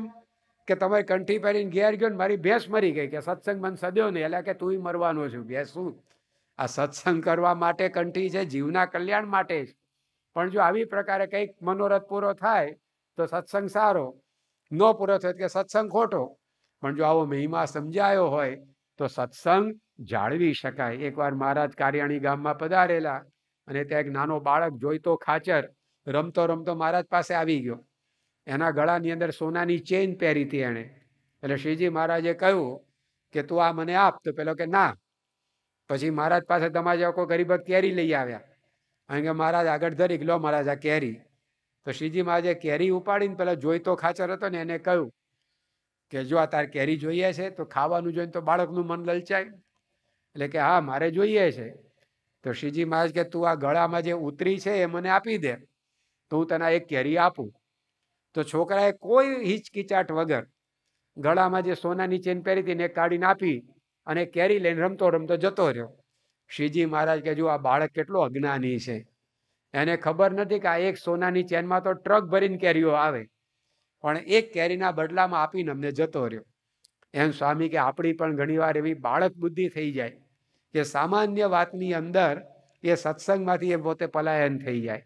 પણ આવો જો મહિમા સમજાયો હોય તો ગમે તેવા કષ્ટ પડે, ઊંચે બાંધી નીચે અગ્નિ સળગાવે, આવું કષ્ટ આવે તો પણ એ માર મુશળનો ખાજો રે રૂડા સ્વામીને ભજતા. એ ક્યારે સત્સંગથી એનું મન એ કોઈ દિવસ એ પાછું ન પડે. તો આ રીતે શ્રીજી મહારાજે આપણને સમજાવ્યું કે આવી પ્રકારે ભગવાન અને સંત એના મહાત્મ જ્ઞાનનું અનુસંધાન, એનાથી કોઈ વિક્ષેપ એ આપણને આડો આવતો નથી. અને એ મહિમા ક્યારે સમજાય? તો ગુણાતીતાનંદ સ્વામીએ કહ્યું કે ભગવાન અને સંતના મહિમા સમજવા માટે આ સત્સંગ છે, આપણા સંપ્રદાયના ગ્રંથોનું વાંચન છે. એનાથી ખબર પડે કે કેવા ભગવાન ને કેવા સંત મળ્યા છે. આજે પ્રમુખ સ્વામી મહારાજનું જીવન ચરિત્ર આપણે વાંચીએ, યોગી બાપાનું જીવન ચરિત્ર વાંચીએ, શાસ્ત્રી મહારાજના જીવન, તો આપણને ખબર પડે કે શાસ્ત્રીજી મહારાજ કોણ, કેવા હતા. એની આપણે જય બોલીએ છીએ, એની આપણે ભક્તિ કરીએ છીએ. આજે શ્રીજી મહારાજનું જીવન ચરિત્ર વાંચીએ તો આપણને ખ્યાલ આવે કે શ્રીજી મહારાજના પ્રસંગો બધા કેવા હતા, કેવા એમણે પોતે કષ્ટો વેઠ્યા. 11 વર્ષની ઉંમરે ઘરબાર છોડીને નીકળી ગયા, એકલા પોતે જંગલની અંદર 7 વર્ષ સુધી વનમાં વિચર્યા. આપણા કલ્યાણ માટે અનેક મુશ્કેલીઓ એમણે સહન કરી. તો આવા બધા મહારાજના બધા પ્રસંગો એટલે આપણા સંપ્રદાયના ગ્રંથો, એનું આપણે જેટલું રોજ 10 મિનિટ ઓછામાં ઓછું વાંચીએ તોય આપણને આ સત્સંગને ભગવાનને સંતનો મહિમા સમજાય, તો આપણા બધા વિક્ષેપો ટળે. આજે આપણે ઘણીવાર આપણા ઘરની અંદર અનેક પ્રકારનું સાહિત્ય વસાવીએ છીએ, પરંતુ આ સાહિત્યનો દુકાળ હોય, ત્યાં આગળ આપણી મુઠ્ઠી ઢીલી ના થાય. પરંતુ આપણા ગ્રંથો એ આપણા ઘરની અંદર વસાવી એને આપણે જેટલા વાંચીએ એટલો આ ભગવાનને સંતનો મહિમા એ આપણને સમજાય. કે શાસ્ત્રીજી મહારાજ અક્ષર પુરુષોત્તમ ઉપાસના માટે કેટલા કષ્ટો સહન કર્યા, એમના પેટની અંદર સોયા ઘોંચાયા. હવે એ વાત એમના ચરિત્રમાં આવે છે, એ આપણે જાણીએ તો આપણને, અથવા તો આ સત્સંગ સભા, આ 2 વસ્તુથી આપણને મહિમા સમજાય. તો સ્વામી કહે છે કે એનું અનુસંધાન એ આપણા જીવનની અંદર એ હંમેશા એ આપણે રાખવું કે આવી પ્રાપ્તિનો એક કેફ, એનો એક મહિમા. ધારો કે આખા વલસાડની અંદર કોઈની પાસે ન હોય એવો મોબાઈલ ફોન તમારી પાસે હોય તો ભલે રિંગ ના વાગ્યો હોય તો 5-5 મિનિટે ખિસ્સામાં કાઢીને જુઓ કે ના જુઓ, અને જુઓ એટલી વાર મનમાં આમ આનંદ થાય કે આખા વલસાડમાં કોઈની પાસે નહીં એવો મોબાઈલ આપણી પાસે. ધારો કે આખા વલસાડની અંદર કોઈની પાસે ન હોય એવું મકાન એ આપણું હોય તો, મકાન તો ઘેર હોય ને આપણે અહીંયા હોય તો અહીંયા આનંદ આવે એનો, કે મકાન ગજવામાં ગાલીને અહીંયા તો લઈ આવવાતું નથી, પણ તોય આપણને કેફ રહે કે આખા વલસાડમાં ફરી આવો, પણ આપણા જેવું મકાન કોઈનું નહીં. આખા વલસાડમાં કોઈની પાસે એવી મોટર તમારી પાસે હોય તો એનો આનંદ વર્તે કે ન વર્તે? હવે મોટર તો પાર્કિંગમાં મૂકીને આપણે અહીંયા આવ્યા કે એ તો ભેગી લેવાતી નથી, પણ તો અહીં બેઠા બેઠા મનમાં એક પવન ચાલતો હોય એનો કે આપણા આખા શહેરમાં આપણા જેવી ગાડી કોઈની નહીં, પણ આખા વલસાડમાં નહીં, આખા ગુજરાતમાં નહીં, આખા ભારતમાં નહીં, આખી પૃથ્વીમાં નહીં, આ 14 લોકના બ્રહ્માંડમાં નહીં, પરંતુ અનંત કોટી બ્રહ્માંડની અંદર જે ગુરુ કોઈની પાસે નથી એ ગુરુ પ્રમુખ સ્વામી મહારાજ, મહંત સ્વામી મહારાજ આપણી પાસે છે, તો એનો આનંદ નહીં લેવાનો? ત્યારે તમે મોબાઈલનો આનંદ લો એની ના નથી પાડતા, મોબાઈલનો આનંદ લો, મોટરનો આનંદ લો, બંગલાનો આનંદ એની ના, પણ આનો પછી ક્યારે લેવાનો? આ તો શાસ્ત્રીજી મહારાજ બોલ્યા છે, અનંત કોટી બ્રહ્માંડમાં યોગીજી મહારાજ જેવા સાધુ નથી. એ કોનું વાક્ય છે? શાસ્ત્રીજી મહારાજનું છે. એ શાસ્ત્રી મહારાજ કેવા હતા? એના માટે સમયના વિદ્વાનોએ વાત કરેલી કે આજે તો તમે અક્ષર પુરુષોત્તમની મૂર્તિઓ પધરાવો છો, પણ ભવિષ્યમાં તમારા શિષ્યો એ તમારી સોનાની મૂર્તિ મંદિરોમાં પધરાવશે. આવું શાસ્ત્રીજી મહારાજ માટે લોકો કહેતા. એ શાસ્ત્રીજી મહારાજ કહે છે અનંત કોટી બ્રહ્માંડમાં યોગીજી મહારાજ જેવા સાધુ નથી. એ શાસ્ત્રીજી મહારાજે પ્રમુખ સ્વામી મહારાજની આપણને ભેટ આપી, એમણે આ મહંત સ્વામી મહારાજને આપણને ભેટ આપી. તો આવા ગુરુ મળ્યા છે. આ કોઈ કપોળ કલ્પિત વાતો ક્યાં છે? મૂર્તિમાન વાતો છે. પરંતુ એ વસ્તુ મળી હોય પણ એ મહિમા ન સમજાય ત્યાં સુધી એનો આનંદ ન આવે. તો આપણને શ્રીજી મહારાજે કહ્યું કે આપણે આત્મજ્ઞાન ને સાંખ્ય જ્ઞાન તો બરાબર છે, પણ સાથે સાથે આપણને જે ગુરુ મળ્યા છે એનો પણ મહિમા. આજે પ્રમુખ સ્વામી મહારાજે કેટલો બધો આ લાભ આપણને આપ્યો. આજે મહંત સ્વામી મહારાજ આપી રહ્યા છે. કેટલી ભક્ત વત્સલતા. એક એક હરિભક્તના જીવનમાં એમણે રસ લીધો છે. એક એક હરિભક્તના નાનામાં નાના પ્રશ્નોની અંદર એમણે રસ લીધો છે. તો આવા ગુરુ ક્યાં મળે? આટલા મહાન હોવા છતાં નાનામાં નાના હરિભક્તની સાથે એમણે પોતે રહી એના સંકલ્પો મનોરથો પૂરા કર્યા. આપણી ભૂલો સહન કરીને આપણને લાડ લડાવ્યા. કોઈ પ્રકારે આપણા મનની અંદર ઓછું ના આવે એનું ધ્યાન રાખીને આપણી જાળવણી કરી અને અંતકાળે પાછું અક્ષરધામની પ્રાપ્તિ. તો આ લોક પરલોક બે સુધરી જાય એવી પ્રકારની આ સંત પરંપરા એ આપણને મળી છે. તો મહારાજે આપણને આ સમજાવ્યું કે આવી પ્રકારે પ્રાપ્તિનો મહિમા એ હર હંમેશ આપણે સમજવો, એનો વારંવાર વિચાર કરવો. રોજ 15 મિનિટ હાલતા ચાલતા ખાતા પીતા આ અનુસંધાન રાખવું. આજે આ દુનિયાની નાની વસ્તુ મળી જાય તો એનો આનંદ આપણે લઈએ છીએ, પણ આ આનંદ ક્યારે લીધો? મોટા ભાગે આપણું જીવન ગુમાવ્યાની ગણતરીમાં જ જતું રહે છે. દિવસમાં 10 વખત વ્યક્તિને વિચાર આવે કે ફલાણાને જો મોબાઈલ મારી જોડે નથી. 10 વખત વિચાર આવે કે ફલાણાની પાસે જોડા છે એવા આપણી પાસે નથી.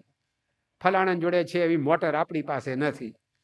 બરાબર છે, નથી, પણ કોઈની પાસે નથી એવા ગુરુ આપણી પાસે છે એ વિચાર કોઈ દિવસમાં કર્યો? આપણે દિવસમાં 10 વખત જે નથી નથી નથી એના વિચાર કરીએ છીએ, પણ જે છે એનો વિચાર ક્યારે કર્યો? અને એ વિચાર નથી કરતા એટલે પેલા વિચાર આપણો પીછો છોડતા નથી. બાકી સૂર્ય સામે મોઢું કરો, દુઃખના પડછાયા બધા પાછળ જ જતા રહે. એમ આવા ભગવાન અને ગુરુ એની જે પ્રાપ્તિ આપણને થઈ છે તો એ મહાત્મ જ્ઞાનનું અનુસંધાન, અને એના માટે અઠવાડિક સત્સંગ સભા અને સંપ્રદાયના પુસ્તકોનું વાંચન, આ બેથી એ મહિમા આપણને સમજાય. તો એનું વ્યસન રાખવું. ગમે ત્યાં જઈએ, પરંતુ આપણે અઠવાડિયે એક સત્સંગ સભા એ તો અવશ્ય આપણી ભરાય. એ પરાસભા, એ પછી અઠવાડિક સભા મંદિરની, આ ઘર સભા, એ બધું શેના માટે આપ્યું છે? આ ભગવાનને સંતનો મહિમા સમજે એના માટે. આ જીવને ઉગારવાનું આયોજન છે. આ ઘર સભા ગણો, પરાસભા આપણા વિસ્તારમાં થતી હોય એ ગણો, મંદિરમાં દર રવિવારે થતી અઠવાડિક સભા ગણો. એ બધાનું આયોજન સ્વામી બાપાએ આપણને આપ્યું છે. તો એ કંઈ આપણા સમય બગાડવાનું આયોજન નથી. એમાંથી જો આવી મહિમાની ચટકી લાગી જાય તો આપણું જીવન એ ધન્ય થઈ જાય. એકવાર એક શહેરની અંદર પૂર આવ્યું. હવે એ પૂરની અંદર બધું પાણી ધીમે ધીમે ભરાવા માંડ્યું. એમાં એક વ્યક્તિ હતી, એને એના ઘરની અંદર ને આજુબાજુ બધે પાણી બધા ઘૂસવા માંડ્યા. પછી સરકાર તરફથી તાબડતોબ સહાય આવી અને જીપો બધી ફરવા માંડી અને બધા જીપ ગાડીમાં બેસી જાઓ, તમને બહાર લઈ જાય, એમ બધું કહેવા માંડ્યા. એમાં એક જણ હતો, એને પણ આ રાહત ટુકડીવાળા જે આવે એમણે કહ્યું કે ભાઈ તમે અમારી જીપમાં બેસી જાઓ, અમે તમને બચાવી લઈએ, કારણ કે આ પૂર વધી રહ્યું છે. પેલો કે ના, મને ભગવાનમાં વિશ્વાસ છે, એ મારી રક્ષા કરશે, મારે તમારી જીપમાં નથી બેસવું. તો ન બેઠો. પણ પછી તો પાણી એટલું બધું વધી ગયું તો જીપ ગાડીઓ ચાલે એવી રહીને, એટલે હોડીઓ લઈને રાહત ટુકડીઓ નીકળી અને એ હોડીવાળો એક આ ભાઈના પાસે આવ્યો અને કહ્યું કે જો આ પૂરની સપાટી વધે છે, માટે તમે હવે અમારી હોડીમાં બેસી જાઓ, અમે તમને બહાર લઈ જઈએ, બચાવી લઈએ. તો કે ના, મને ભગવાનમાં વિશ્વાસ છે, ભગવાન મારી રક્ષા કરશે, મારે હોડીમાં નથી બેસવું. ન બેઠો. પણ ધીમે ધીમે પાણી એટલું વધવા માંડ્યું કે આ તો છેક અગાસી ઉપર ચડી ગયો, કારણ કે એના ઘરમાં બધે પાણી ભરાઈ ગયું, ઉપલા માળે પાણી ભરાઈ ગયું, અગાસી ઉપર ચડી ગયો આ ભાઈ. અને એ વખત તો હોડીઓ પણ ચાલે એવી રહી નહીં. તો પછી હેલિકોપ્ટરમાં રાહત ટુકડીઓ આવી અને જે કંઈ માણસો આ બધા અગાસીઓમાં ચડી ગયા હોય, એક પછી એક બધાને ઉપાડીને બચાવવા માંડ્યા. તો આ એક અગાસીમાં આટા મારતો તો એને કહ્યું કે ભાઈ તમે જલ્દી આવી જાઓ અમારી પાસે, આ નિસરણી લટકાવ્યા છે એના દ્વારા અધ્ધર ચડી જાઓ, અમે તમને બચાવવા આવ્યા. પેલો કે ના, મને ભગવાનમાં વિશ્વાસ છે અને એ મને બચાવશે, મારે તમારે હેલિકોપ્ટરમાં નથી બેસવું. તો ન બેઠો. પણ પાણી તો એવું વધ્યું કે એ બિચારો તણાઈ ગયો અને એ મૃત્યુ પામે. ભગવાન પાસે પહોંચે, ભગવાનનો ઉધડો લેવા માંડે, તમે કેવા છો, તમારા વિશ્વાસો બેઠો મને બચાવવા ન આવ્યા કે? હું તમારા વિશ્વાસે બેસી રહ્યો, તમે મને બચાવ્યો નહીં કે? ત્યારે ભગવાન કે તને બચાવવા જીપ ગાડી કોણે મોકલી હતી? તને બચાવવા હોડી કોણે મોકલી હતી? તને બચાવવા હેલિકોપ્ટર કોણે મોકલ્યું હતું? પણ તું એકેયમાં બેસે ને તને એમાં મારો શું વાંક છે કે? આ બધું તો મેં જ મોકલ્યું હતું, પણ તું એકેયમાં ગોઠવાય ને એમાં મારો શું વાંક? એમ આ ભવસાગરમાં બધા ડૂબે છે, એમાંથી બચાવવા પ્રમુખ સ્વામી મહારાજે ઘર સભા રૂપી જીપ ગાડી આપણે ઘેર મોકલી, ભાઈ આમાં બેસજો તો બચશો. પછી કદાચ એમાં બચાવવા માટે હોડી જેવી પરાસભાઓ ગોઠવી અને હેલિકોપ્ટર જેવી રવિ સભા આપી, પણ એમાંથી એકેમાં આપણે ગોઠવે ને પછી કે ભગવાને આપણું કંઈ દોડ્યું નથી, ક્યાંથી દોડે? પછી એકેમાં તો બેસો ભાઈ તમે. તો જો આ સભામાં જેટલા આપણે બેસીએ, સત્સંગ કરીએ, એટલો આ મહિમા સમજાય. અને એની સાથે સાથે સંપ્રદાયના ગ્રંથોનું વાંચન એ જેટલું આપણે કરીએ એટલું આપણને આ જે પ્રાપ્તિ થઈ છે ઓળખાય. આજે દરેક ધર્મની અંદર જે તે ધર્મના અનુયાયી હોય અને પોતાના ધર્મ ગ્રંથો વિશે કેટલી અપાર શ્રદ્ધા, આદર, મહિમા હોય એનું એ વાંચન કરતા હોય. એક પ્રસંગ જાણવાની અંદર આવેલો કે મૌલાના અબુલ કલામ આઝાદ એ પોતે એ કુરાન ઉપર એક ટીકા લખતા હતા અને હજી તો એ પૂરું પુસ્તક લખાયું પણ નહોતું, પણ એની પ્રખ્યાતિ ચારે બાજુ પ્રસરી ગઈ. તો એની વાત એક કાબુલની અંદર રહેનારા એક બિરાદર પાસે પહોંચી અને એને થયું કે આપણા ધર્મ ઉપર, આપણા ધર્મ ગ્રંથ ઉપર જો આવું એક સારું પુસ્તક લખાતું હોય તો આપણે એને જરૂર ઘરમાં વસાવવું જોઈએ. પણ એની પાસે મૂડીમાં ફક્ત 40 રૂપિયા હતા. હવે એ પોતે આ પુસ્તક લખનારી વ્યક્તિ કલકત્તામાં રહેતી હતી. કાબુલથી કલકત્તા પેલો આવે કોઈક વાહન દ્વારા તો ભાડામાં જ 40 રૂપિયા તો ખર્ચાઈ જાય, તો પેલું પુસ્તક લેવાના તો પૈસા ન બચે.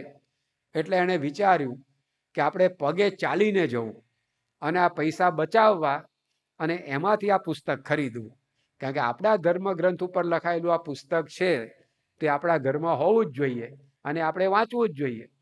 તો એ વ્યક્તિ કાબુલથી ચાલતી ચાલતી નીકળી અને છેક કલકત્તા આવી અને કલકત્તામાં આવીને એણે પૂછ્યું કે મારે મૌલાના આઝાદને મળવું છે, એમનું ઘર ક્યાં છે?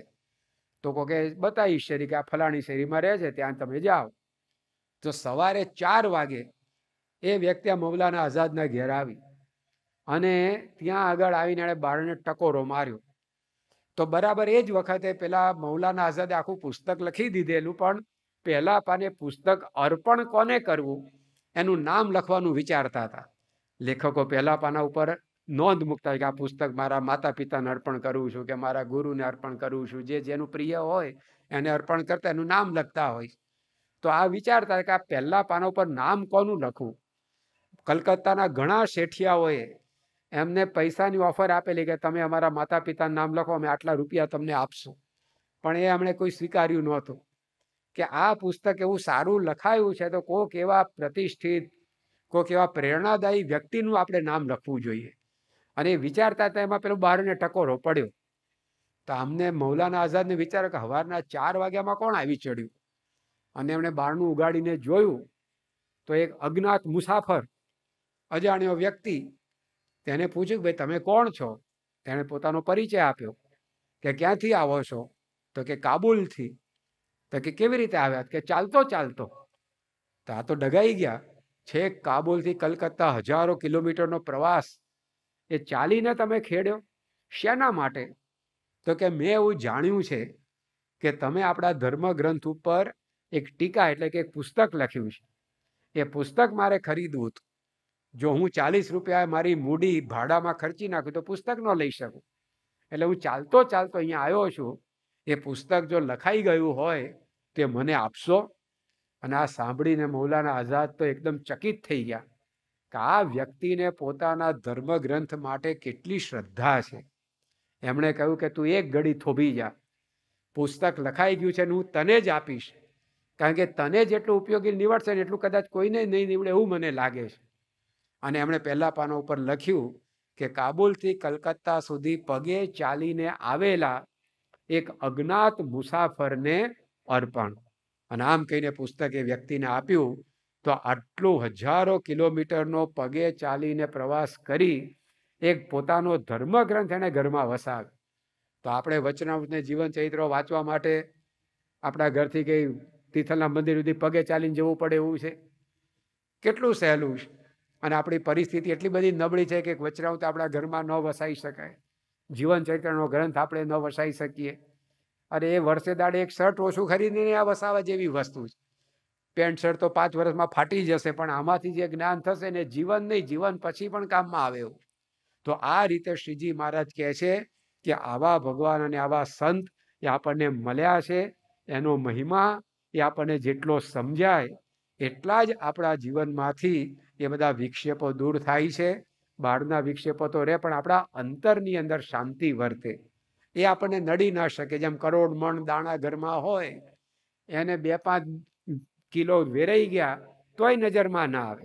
એમ જેને પોતાને જે મળ્યું છે, આવા શ્રીજી મહારાજ, પ્રમુખ સ્વામી મહારાજ, મહંત સ્વામી મહારાજ આપણને મળ્યા, તો એના મહિમાની અંદર આપણા મનને ગૂંચવાયેલું રાખો.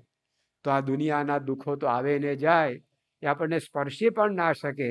જેમ આપણે જોઈએ છે કે દર્દીને ઓપરેશન કરવાનું હોય તો એને ક્લોરોફોર્મ સૂંઘાડે, એનેસ્થેસિયા સૂંઘાડે, પછી એના શરીર ઉપર વાઢકાપ થાય તો પણ એને કોઈ દુઃખ નથી થતું. ઘણી વાર તો પોતાના શરીર ઉપર થતું ઓપરેશન દર્દી ટીવીમાં જોતો હોય છે, આવી પણ વ્યવસ્થા વાતારતો હોય છે. તો પોતાનો જ પગ કપાતો હોય પણ એને ટીવીમાં જોતો હોય, પણ એને દુઃખ જ ના લાગે, કારણ કે પેલા ક્લોરોફોર્મની અસર, એનેસ્થેશિયાની અસર. તો એક આ એનેસ્થેશિયા પણ જો આપણને આવી રીતે ટેમ્પરરી દુઃખ મુક્ત કરતું હોય, તો આ ભગવાનનો મહિમા, ગુરુનો મહિમા એ એવું અમૃત છે કે એને જે પીવે એને કોઈ પ્રકારનું કષ્ટ પીડી શકતું નથી. તેવા ભગવાન અને ગુરુનો મહિમા આવી સત્સંગ સભાઓ અને આપણા સંપ્રદાયના ગ્રંથોથી આપણે યથાર્થ રૂપમાં સમજીને વિક્ષેપ મુક્ત થઈ શકીએ, એવું બળ બુદ્ધિ શક્તિ આપણને પ્રાપ્ત થાય એ જ પ્રાર્થના. શ્રી સ્વામિનારાયણ. સ્વામિનારાયણ નારાયણ નારાયણ.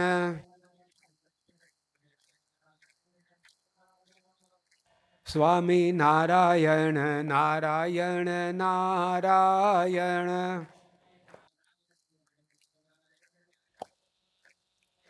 સ્વામિનારાયણ નારાયણ નારાયણ.